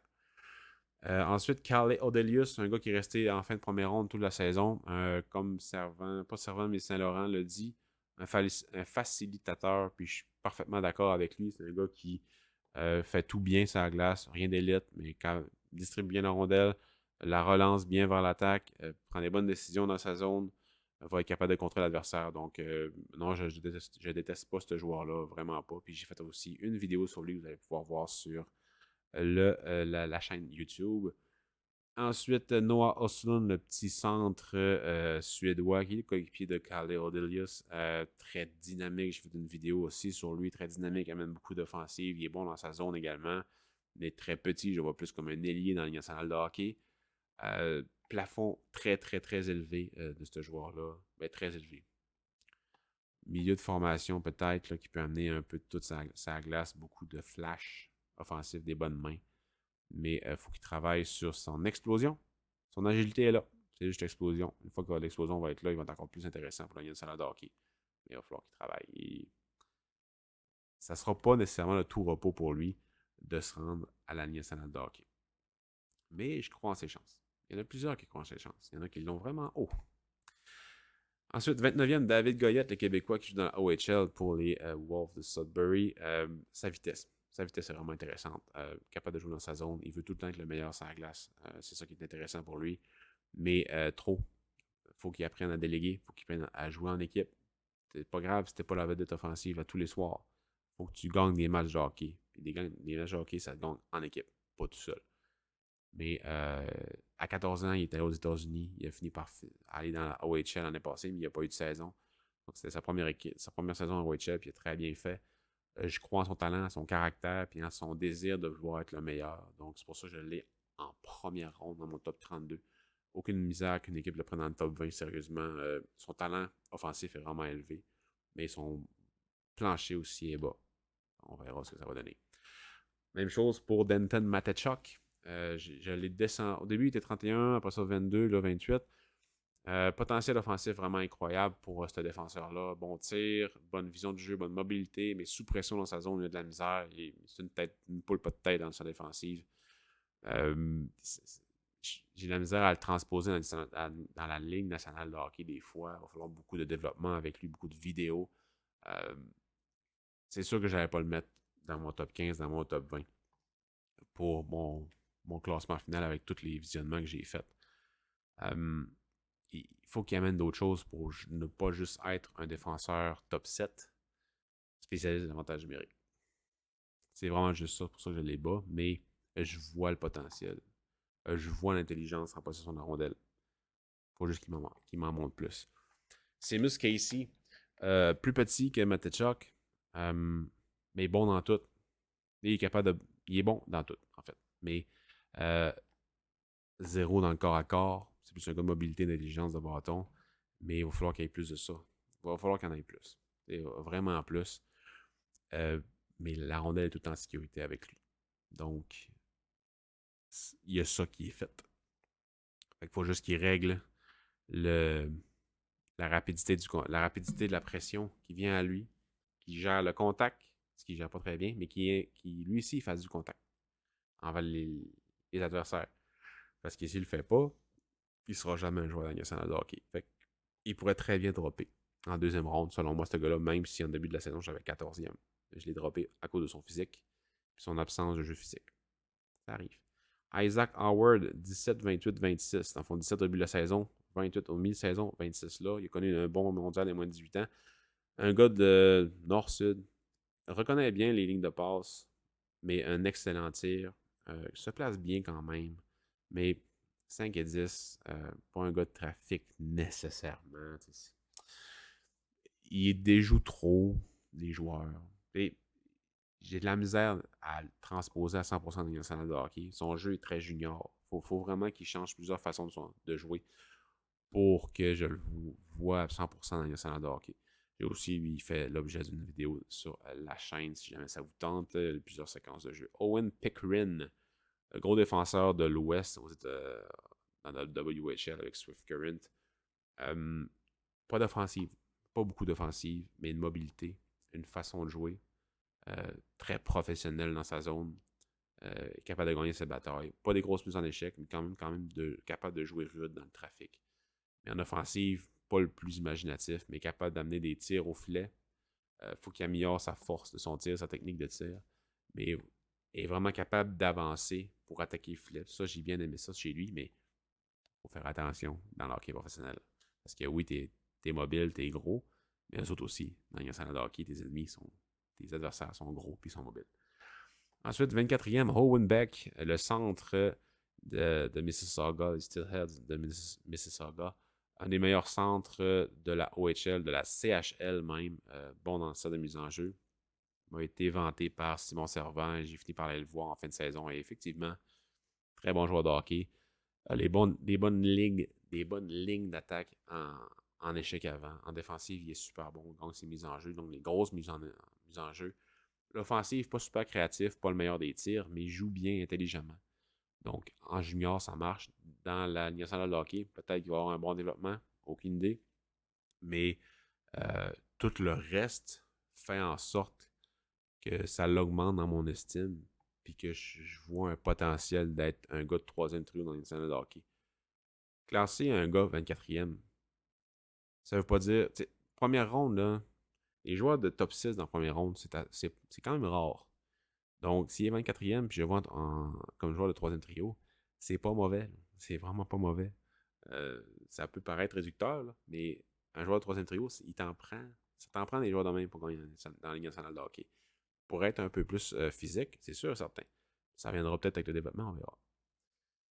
Ensuite, au-dessus de lui, 23e, Jiří Kulich, peu importe, un Tchèque que j'ai vu 24 fois cette année. Est incroyable, au moins 18 ans. Son tir sur réception, son offensive, très dangereux, très précis, très puissant. Il était vraiment une arme pour son équipe. Mais dans la zone, la ligue professionnelle de son pays, il était surtout défensif, énergique, de temps en temps des flashs offensifs, mais il me manquait ça. C'est pour ça que je l'avais mis 40e en mi-saison. Il me manquait un peu de preuves qu'il était capable de produire en offensive, puis j'ai tout eu ça dans le mondial junior. Fait que je l'ai augmenté de 17 rangs, ce qui est quand même beaucoup pour juste un tournoi international, mais tout le reste qu'il m'avait montré contre des hommes était vraiment impressionnant. Il manquait juste une petite affaire pour que je me mette plus haut. Puis il me l'a montré au quintuple dans le U18, donc j'ai pas eu de misère à le monter. Un peu plus haut que ça, le 22e, Julian Lotz, l'Allemand qui a été blessé quasiment toute la saison, qui nous a montré des belles choses au U18, en pré-saison aussi, au Linka aussi pour l'Allemagne. Et quand il est revenu, ça a été un peu plus difficile, mais quand tu montes toute la saison, c'est normal. Mais il y a le physique, il y a le gabarit, le jeu physique, la mobilité, le tir et la vision pour être utile dans le centre de hockey. Un joueur complémentaire qui va être capable de jouer avec n'importe qui, puis va être capable d'attirer les regards ou de mettre de la pression sur les joueurs. Dans sa zone, c'est un travail en développement. On verra bien dans. J'ai pas assez vu pour vraiment dire il est bon ou il est vraiment mauvais. Mais ce que j'ai vu, c'est que c'est pas le meilleur, c'est pas le pire. Donc ça se développe, il n'y a pas de problème. Moi, je veux probablement une autre année dans la DEL. Après ça, va switcher dans la Ligue américaine. On verra bien ce que ça va donner. 21e, Danila Yurov, un autre que j'ai une vidéo dessus sur la chaîne YouTube de toutsurlehockey.com qui s'appelle TSLH. Il manque de données, c'est juste ça. En MHL, il a dominé. Il trichait un peu, mais pas tant. Tu vois qu'il était au-dessus des autres au niveau du talent. Il a tout pour lui. Il a le tir, la rapidité, la vision. Il est capable de jouer dans sa zone aussi, mais pas tout le temps vu qu'il trichait pas mal. Bon en transition, il peut mener le jeu. Il peut tout faire, ce gars-là. Niveau de talent, c'est un top 5, top 8 cette année. Mais il a joué en KHL, puis il faisait rire de lui à cause de l'avantage que ça vous donne de faire jouer des jeunes dans votre équipe, de les mettre sur le banc. Mais qu'est-ce que tu veux qu'on fasse? Il y a encore, je pense, une année à son contrat. Après ça, j'espère qu'il va venir en Ligue américaine. J'espère vraiment fort qu'il va venir en Ligue américaine. Si c'est ça, ça va être possiblement un coup de circuit. Est-ce que les équipes vont le prendre tôt? Je pense qu'il va sortir, tu sais, niveau prédiction, là, entre top 15 et top 20, d'après moi, ça va être ça pour lui. Si tu le laisses glisser plus, ça devient vraiment intéressant de le prendre encore plus. Là. Mais on verra bien ce qu'il va donner. Parce que il pourrait vraiment faire gagner une extension de contrat à un recruteur qui met son poing sur la table pour le prendre. On verra. 20e rang, Rutger McGroarty. C'est pas nécessairement qu'il a connu une mauvaise saison, c'est pas pour ça qu'il a baissé dans mon classement. C'est oui, le patin n'est pas impressionnant. Quand son air d'aller est pris, c'est correct. Là. Mais il y a un des meilleurs tirs sur réception. Il y a un très bon tir des poignets, ça c'est sûr et certain. Mais j'ai la misère avec son patin, avec la façon qu'il explose. Il est souvent en retard sur la rondelle, mais il est très intelligent. Donc l'anticipation, ça va bien, mais il va falloir qu'il y ait plus que ça pour la Ligue nationale de hockey. Je suis sûr qu'il va y travailler. C'est pour ça que je l'ai laissé quand même haut dans ma liste. Mais si vous voulez voir toute mon évaluation de lui, vous pouvez aller voir sur la chaîne YouTube, dans la partie 1 ou 2 du programme américain, je ne me rappelle plus.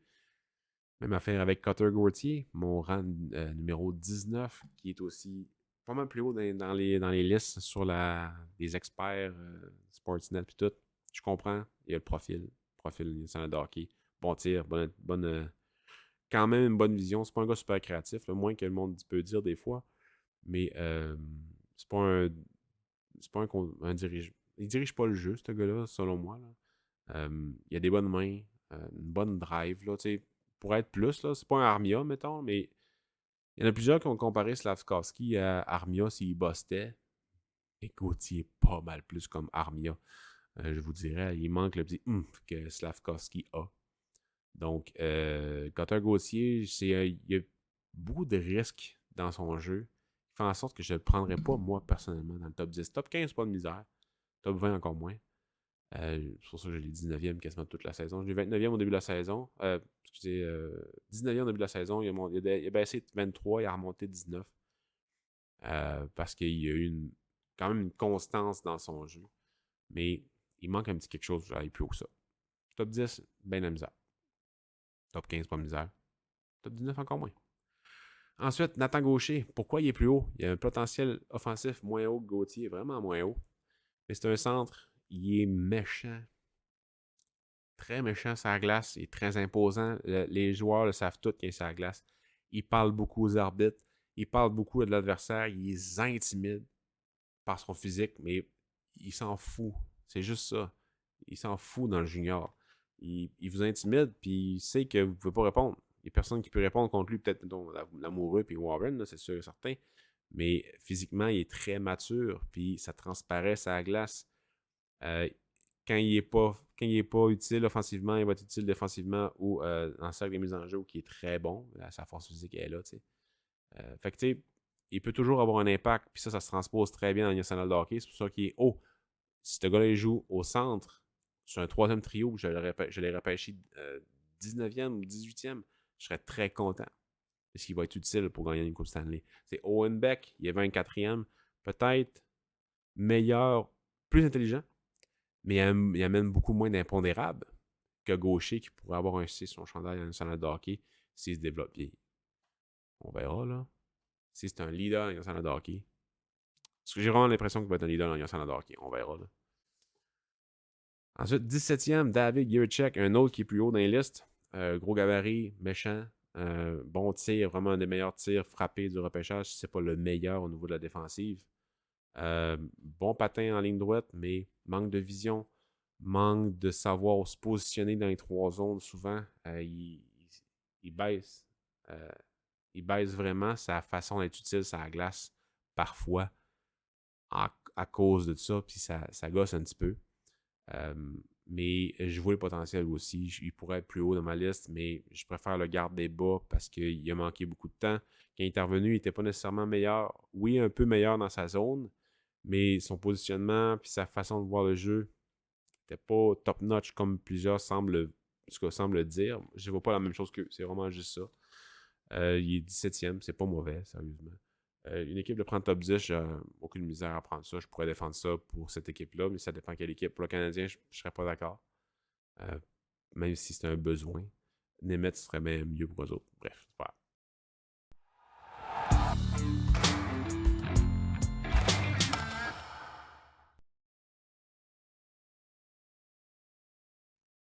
Ensuite, Joachim Kemmel, 16e, le petit attaquant finlandais qui base son jeu sur son tir quasiment uniquement. Il a quand même une bonne drive, reconnaît bien les situations défensives. J'en ai parlé beaucoup dans ma vidéo profil de lui, vous allez pouvoir voir sur la chaîne.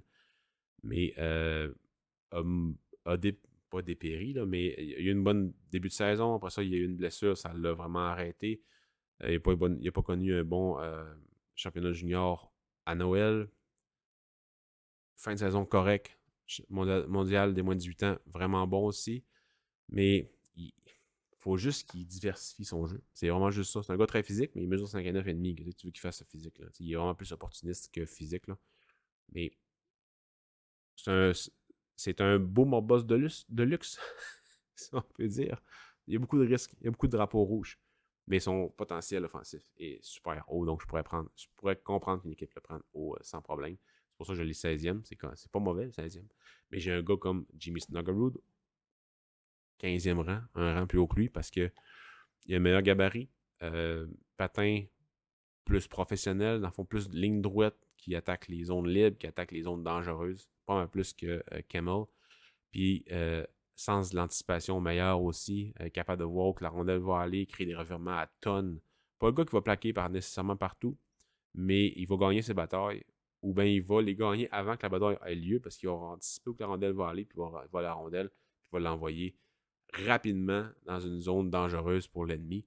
Donc, ça va créer des chances de marquer. Fait que ça, c'est vraiment impressionnant pour lui. Et je l'avais bas au début de la saison parce que je ne voyais pas ça beaucoup. Mais à force que la saison avançait, j'ai vraiment vu Skyrock. C'est vraiment, vraiment bien développé à ce niveau-là. Je l'ai juste tout le temps apprécié à mesure que je le voyais jouer. Ensuite, 13e rang, 14e rang, excusez, Kevin Korchinski, défenseur qui m'a été vanté par Simon Saint-Laurent. Avant mon mid, je l'avais juste regardé un petit peu, puis je l'avais placé 33e. Puis là, j'ai augmenté, j'ai triple, quadruplé mon nombre de visionnements, puis okay, là, je comprends pourquoi le monde l'aime beaucoup. Très mobile, très évasif, très sécuritaire avec la rondelle, très dangereux en offensive, bonne relance, bonne main, c'est une des meilleures manières de rondelle du repêchage. Pas nécessairement parce qu'il va déjouer le monde, mais il va utiliser son patin, sa vision du jeu pour déjouer les gars avant qu'il y ait un contact ou avant qu'il soit en position pour y envoyer la rondelle. Donc, un corps arrière moderne. Est-ce qu'il va être un top 2 dans le national de hockey? Je pense pas. Top 3, un expert en offensive et pas mauvais dans sa zone. Je pense que c'est vraiment ça pour lui.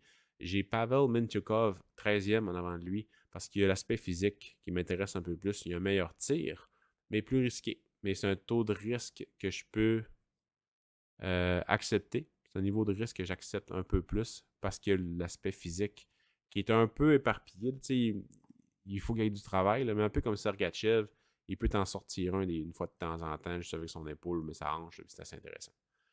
12e, j'ai Ivan Miroshnichenko qui a eu le cancer cette année, mais il est en rémission, il est correct, il peut s'entraîner, il va jouer l'année prochaine, il reste un an de contrat. Il y a le gabarit, il y a un des meilleurs tirs du repêchage. Il manque de drive un petit peu. Pas le plus créatif, mais pas mauvais non plus. Capable de jouer en offensive et créer des chances de marquer. Mais beaucoup de frustration cette année parce que je pense qu'il se voyait dans le KHL.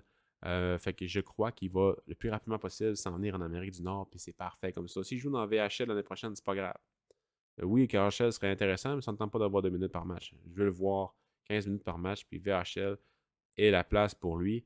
J'aimerais ça voir un peu plus aussi physique. C'est une affaire qu'il pourrait faire parce qu'il a quand même un bon gabarit et un bon patin, mais il a manqué. Il a fini de jouer fin janvier.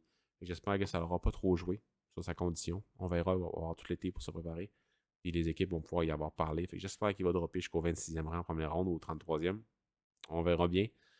C'est un des gars que j'ai eu très haut au début de l'année, puis il a baissé à cause de sa maladie et non pas à cause de son talent et du facteur plus. 11e, Connor Geeky, le gros centre de l'Ouest, pied 4. Je compare beaucoup à NG Kopitar. Vous allez pouvoir voir sa vidéo que j'ai faite de lui qui a été publiée il n'y a pas longtemps. Intelligent, responsable, pas un mauvais tir, quand même créatif aussi, mais pour être plus physique pour sa grandeur. Contrôle pas nécessairement beaucoup le jeu, comparativement à Matthew Savoy. Donc, je vois pas un gros potentiel offensif. Mais je le vois dans Yossana de hockey, ça c'est sûr et certain. Pour un rôle de milieu de formation, est-ce que c'est un premier centre? Je pense pas. On verra, mais je pense pas. Donc, bien hâte de voir sa progression. J'espère que l'équipe va le repêcher, va prendre son temps avec lui.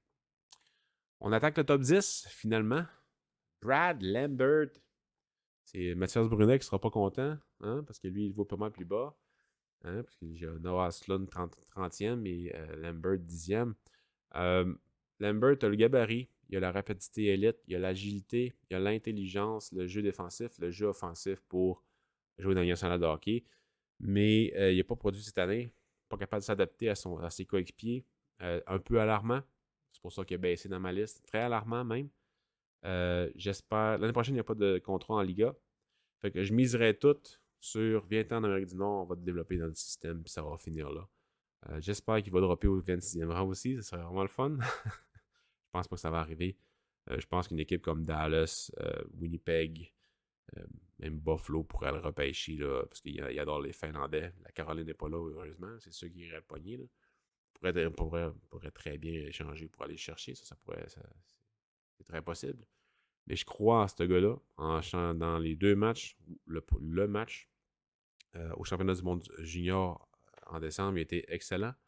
Et je pense que c'était la vraie version de Brad Lambert. Mais en Liga, je crois qu'il y avait de la frustration. Fait qu'il y a peut-être un petit peu de manque de maturité. Et il faut absolument qu'il développe son jeu physique. Et c'est un gars pas nécessairement périphérie, mais aucune implication physique. Il va aller dans le trafic de passage et non pas arrêter là. Fait que ça, c'est du stock de junior. Faut qu'il arrête de faire ça. Faut qu'il baisse aussi un peu sa dentelle puis ses jeux de fantaisie. C'est vraiment juste ça, puis il y aurait probablement plus de production. 9e, Leon Uglin. Je l'ai 9e, très haut. Je sais, c'est pas un problème avec moi, je peux défendre ça sans problème. De Lekenbaki, lui et Oslin, c'était lui, selon moi, qui avait le jeu le plus professionnel. Donc, un gars qui va être physique, quand même, va jouer dans les zones dangereuses, va jouer le long des bandes, un excellent tir, une excellente production en national. Pas réussi à produire en SHL, mais c'est pas grave, il était jeune, ça me dérange pas. Pas le- Quand même un bon gabarit, une bonne vision du jeu, prend ses décisions rapidement. C'est pas un gars qui va y aller avec la dentelle nécessairement. Donc peut-être pas le plafond incroyable, peut-être pas, mais je le vois dans le national de hockey dans pas si longtemps que ça. Fait aucune misère à défendre son positionnement au 9e rang, tout de suite en dessous de Marco Casper, mon petit préféré au 8e rang, l'Autrichien qui joue dans SHL, qui a été excellent en série de la SHL. En saison aussi, il est excellent. Un gars qui est bâti pour la nationale de hockey.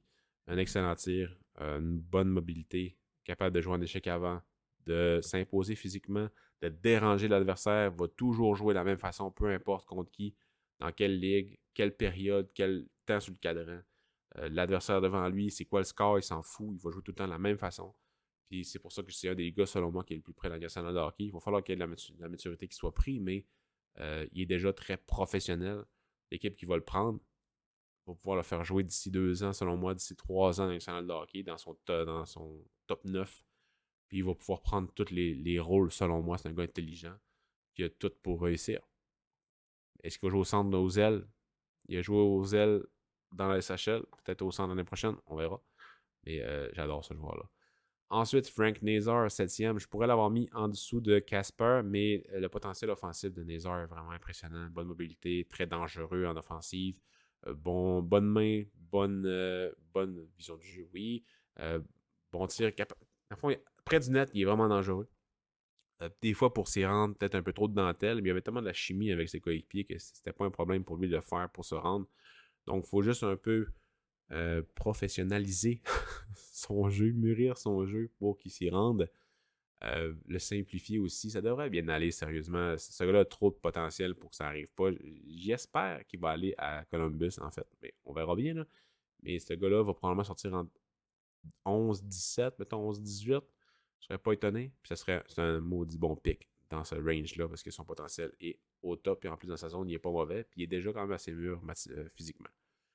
6e, Jonathan Lekerimaki, le meilleur franc-tireur, ou le 3e meilleur franc-tireur du repêchage. Son tir de poignet est incroyable, très précis, très puissant. Son tir de réception aussi est excellent. Sait comment se placer pour être dangereux en offensive, mais est capable aussi de diriger le jeu. Pas le gars qui va jouer nécessairement le plus dans les zones payantes, mais est capable de s'y aventurer dans le cas qu'il va avoir une chance de marquer. Mais il ne va pas être campé en avant du net. C'est pas son style de jeu, puis il n'a pas le gabarit pour ça. Il est aussi gros que Noah Osland. Il n'a pas son patin, mais quand même, il a un bon patin. Bref, dans sa zone, il est correct. Ogren est meilleur. Ugren, il est meilleur dans sa zone que Kerimaki, mais le potentiel offensif de Kerimaki est vraiment plus élevé, donc c'est pour ça que je l'ai plus haut. Ensuite, 5e, on tombe dans le top 5. J'ai mis Simon Nemetz, le défenseur droitier. Qui joue pour le HK Nitra dans la Ligue de Slovaquie. Moi, je le vois comme un joueur de première paire, peut-être un top 2 dans le national de hockey. Excellent en possession de la rondelle. Dans sa zone, il y a du potentiel aussi, mais il faut qu'il apprenne à se calmer et à jouer, pas plus la zone, là, mais c'est quasiment ça. Des fois, il va plus être absorbé par la rondelle. Puis quand il y a un revirement qui crée, il va trop jumper vite en attaque des fois. Et ça va créer des revirements dans le salon de hockey. Ça va probablement faire mal. Mais quand tout est bien calculé, il est dangereux dans le rush, en offensive. Il a appris à mieux utiliser son tir, à être plus imprévisible. Il est devenu un très bon corps arrière. Son offensive, je la trouve élite. Je sais qu'il y en a qui en réduisent un peu par rapport à Juricek, mais pourtant, Nemec est vraiment plus élevé que ça, à mes yeux. Le meilleur défenseur cette année. Aucune misère à le croire. Il pourrait sortir de 2 à 8. Là, ça dépend des équipes, qu'est-ce qu'ils identifient dans leurs besoins. Mais j'aime beaucoup ce défenseur-là et son potentiel maximal. 4e, Matthew Savoy. Oui, petit, mais quand même assez mature physiquement. Très dangereux avec la rondelle. Comme passé de marqueur de but l'année passée à fabricant de jeu cette année, ça a été plus dur l'adaptation. Mais il a fini par jouer aux ailes, puis ça a été vraiment mieux. C'est lui qui était avec Benson, c'était pas mal les deux meilleurs joueurs de son équipe. le Ice de Winnipeg là, avec Connor Geeky. Les deux, ils drivaient l'offensive là, sans bon sens. C'était vraiment impressionnant à voir. Toutes les statistiques offensives de la ligue, c'était quasiment Savoie qui était au top. Donc, non, vraiment impressionnant comme joueur de hockey, mais petit. Donc, c'est sûr que ça va probablement le faire descendre, mais dans mon évaluation du risque, je pourrais très bien vivre avec ce gars-là au 4e rang. Aucun misère à défendre sa sélection. 2e rang avant couler, parce que j'ai coulé au 2e rang, il ne faut pas spoiler, mais c'est ça pareil. J'ai eu 2e rang toute la saison, donc 2e rang, j'aurais de la misère. En avant de couler, puis Wright, là, non.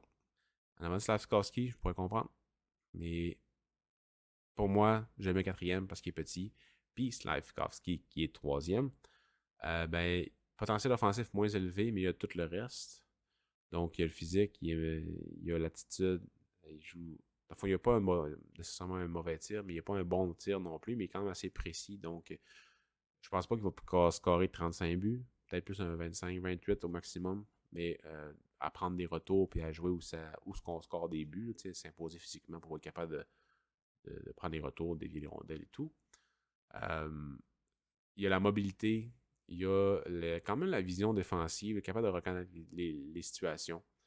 Aucune misère avec lui dans ces situations-là, mais c'est pas un expert en défensive, il est juste pas un cône, là. Fait que pas de problème avec lui, puis c'est pour ça que je l'ai assez haut, puis qu'il a monté de 8 à 7, puis de 7 à 3 au cours de la saison. Je l'ai vu 42 fois, donc je pense que j'ai quand même un bon read sur lui. Si le Canadien va le chercher au premier rang, c'est correct. C'est parce qu'il voit en lui un gars capable d'être plus utile que les deux autres. Moi, c'est pas comme ça que je l'évalue, mais je peux parfaitement comprendre qu'une équipe le repêche avant Wright ou avant Cooley. C'est pas un problème avec moi. Mais moi, selon mon évaluation, comment que je construis ma liste, Slavkovski est 3e.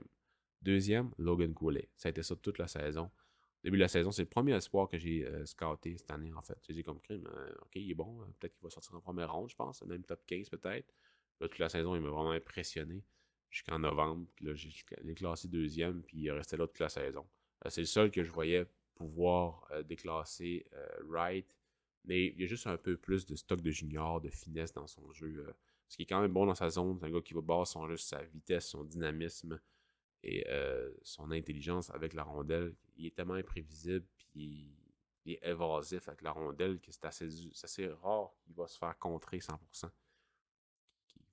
Il va voir le jeu en avant de lui pour être capable de réagir, puis d'éviter toute la pression. Donc, tu sais, il y a des bonnes mains en plus. Fait que, il y a tout pour lui. Je pense pas qu'il va finir comme un ailier, comme certains l'avancent. Je pense vraiment que c'est un centre. Il va falloir qu'il travaille ses mises en jeu, ça c'est sûr et certain. Mais il y a le talent, l'intelligence, puis le niveau de responsabilité pour y réussir. Puis, ben, premier rang, Shane Wright. Vous pouvez voir la vidéo que j'ai faite aussi sur le top 3. J'ai une vidéo juste sur eux autres aussi, de 30 minutes, 10 minutes chacun environ. Wright, le meilleur franc-tireur. En fait, la technique la plus impressionnante, parce qu'il est capable de décocher en mouvement. Son transfert de poids se fait en une fraction de seconde. On dirait qu'il lance, puis son lancer, il dégage beaucoup de puissance, mais son élan est vraiment pas gros. Fait que tu sais, c'est sec. Ça part top net, sans problème. Très précis. Vitesse. C'est sûr qu'il pourrait en donner plus. Je n'ai parlé dans ma vidéo. Dans le fond, tu sais, une moment c'est assez les excuses. Faut que tu prouves que tu es capable d'être le meilleur joueur sans glace à toutes les présences, à tous les soirs. Peu importe le rôle que ton coach te donne, il faut que tu saches être à la hauteur de ton talent. On sait qu'il est talentueux, mais est-ce qu'il y a le vouloir, la drive de l'être tout le temps? J'espère. J'espère qu'il va la trouver. Parce que pour devenir le centre numéro 1 des Canadiens de Montréal, ou de New Jersey, ou de l'Arizona, faut qu'il trouve cette énergie-là, faut qu'il trouve ce pouvoir là en lui.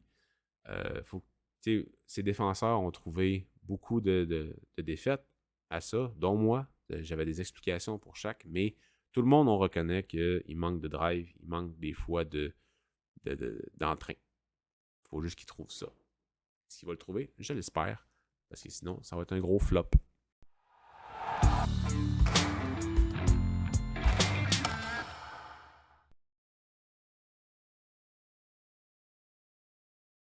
Faut pas qu'on se trompe cette année chez le Canadien.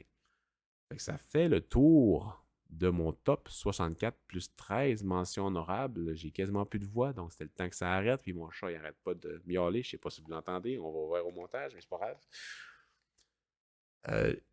J'ai travaillé beaucoup cette année pour vous faire de quoi de, de gratuit et d'instructif sur la cohorte. Ça va être la même affaire l'année prochaine.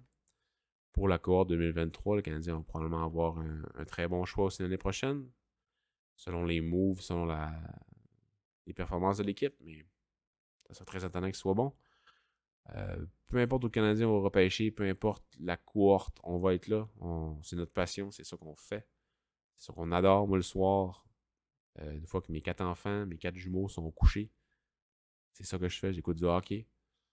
Des fois d'autres choses, là. Mais la plupart du temps, j'écoute du hockey, j'écris des textes, je prends des notes. Et pour le repêchage, pour partager avec les gens qui n'ont pas le temps de faire ça ou qui prennent juste pas le temps. Donc, j'ai accès à une des meilleures plateformes au monde pour scouter. Donc, j'en profite et je partage ça aux gens pour arrêter de surévaluer les espoirs ou de les sous-évaluer. Parce que, tu sais, comme mettons Mathias Norlinder, il y a des noms comme Lindstrom qui est sorti pour le décrire. Le hype, il monte. Tout le monde pense qu'il est vraiment bon. Il arrive ici, il y a de la misère. Pas capable de jouer en Amérique du Nord. Il retourne en Suède. Là, tout le monde le chiale. Tout le monde le dit. Ah, mais là, on nous l'a vanté comme tel. Le TSLH Espoir, sa mission première est de vous montrer un portrait neutre ou un portrait représentatif de la réalité des espoirs pour que les attentes soient correctes et soient le bon niveau. Moi, c'est ça, ma mission première, c'est ça que je veux faire. C'est pas juste montrer des highlights, c'est de parler aussi des défauts, qu'est-ce qui a amélioré, mais pas tomber dans le bashing de certains espoirs pour en monter d'autres. C'est pas ça que je fais, c'est pas ça que je veux faire. Il y en a plusieurs que c'est ça qui fait. Puis c'est leur droit. Ça, je ne chialerai pas là-dessus, c'est bien correct. Ils ont le droit à leur opinion, à leur façon de partager leur passion. Mais moi, c'est pas ça que je veux faire. Moi, ce que je veux faire, c'est juste faire un portrait réaliste. Et après ça, vous faites vos propres listes par rapport à ce que je dis, par rapport aux vidéos qu'on vous montre, par rapport à vos propres observations. Puis après ça, on peut discuter. C'est ça qu'on veut, en français, gratuitement. Donc, je vous remercie beaucoup d'avoir été là pour toute la vidéo, de partager, de commenter. Je suis tout le temps là. On va être là au repêchage. Prochainement, il y a le War Room qui va sortir avec les intervenants du TSLH Espoir pour monter un top 32 commun. Puis il y a le guide aussi. Donc, je vous remercie beaucoup. Passez une belle journée.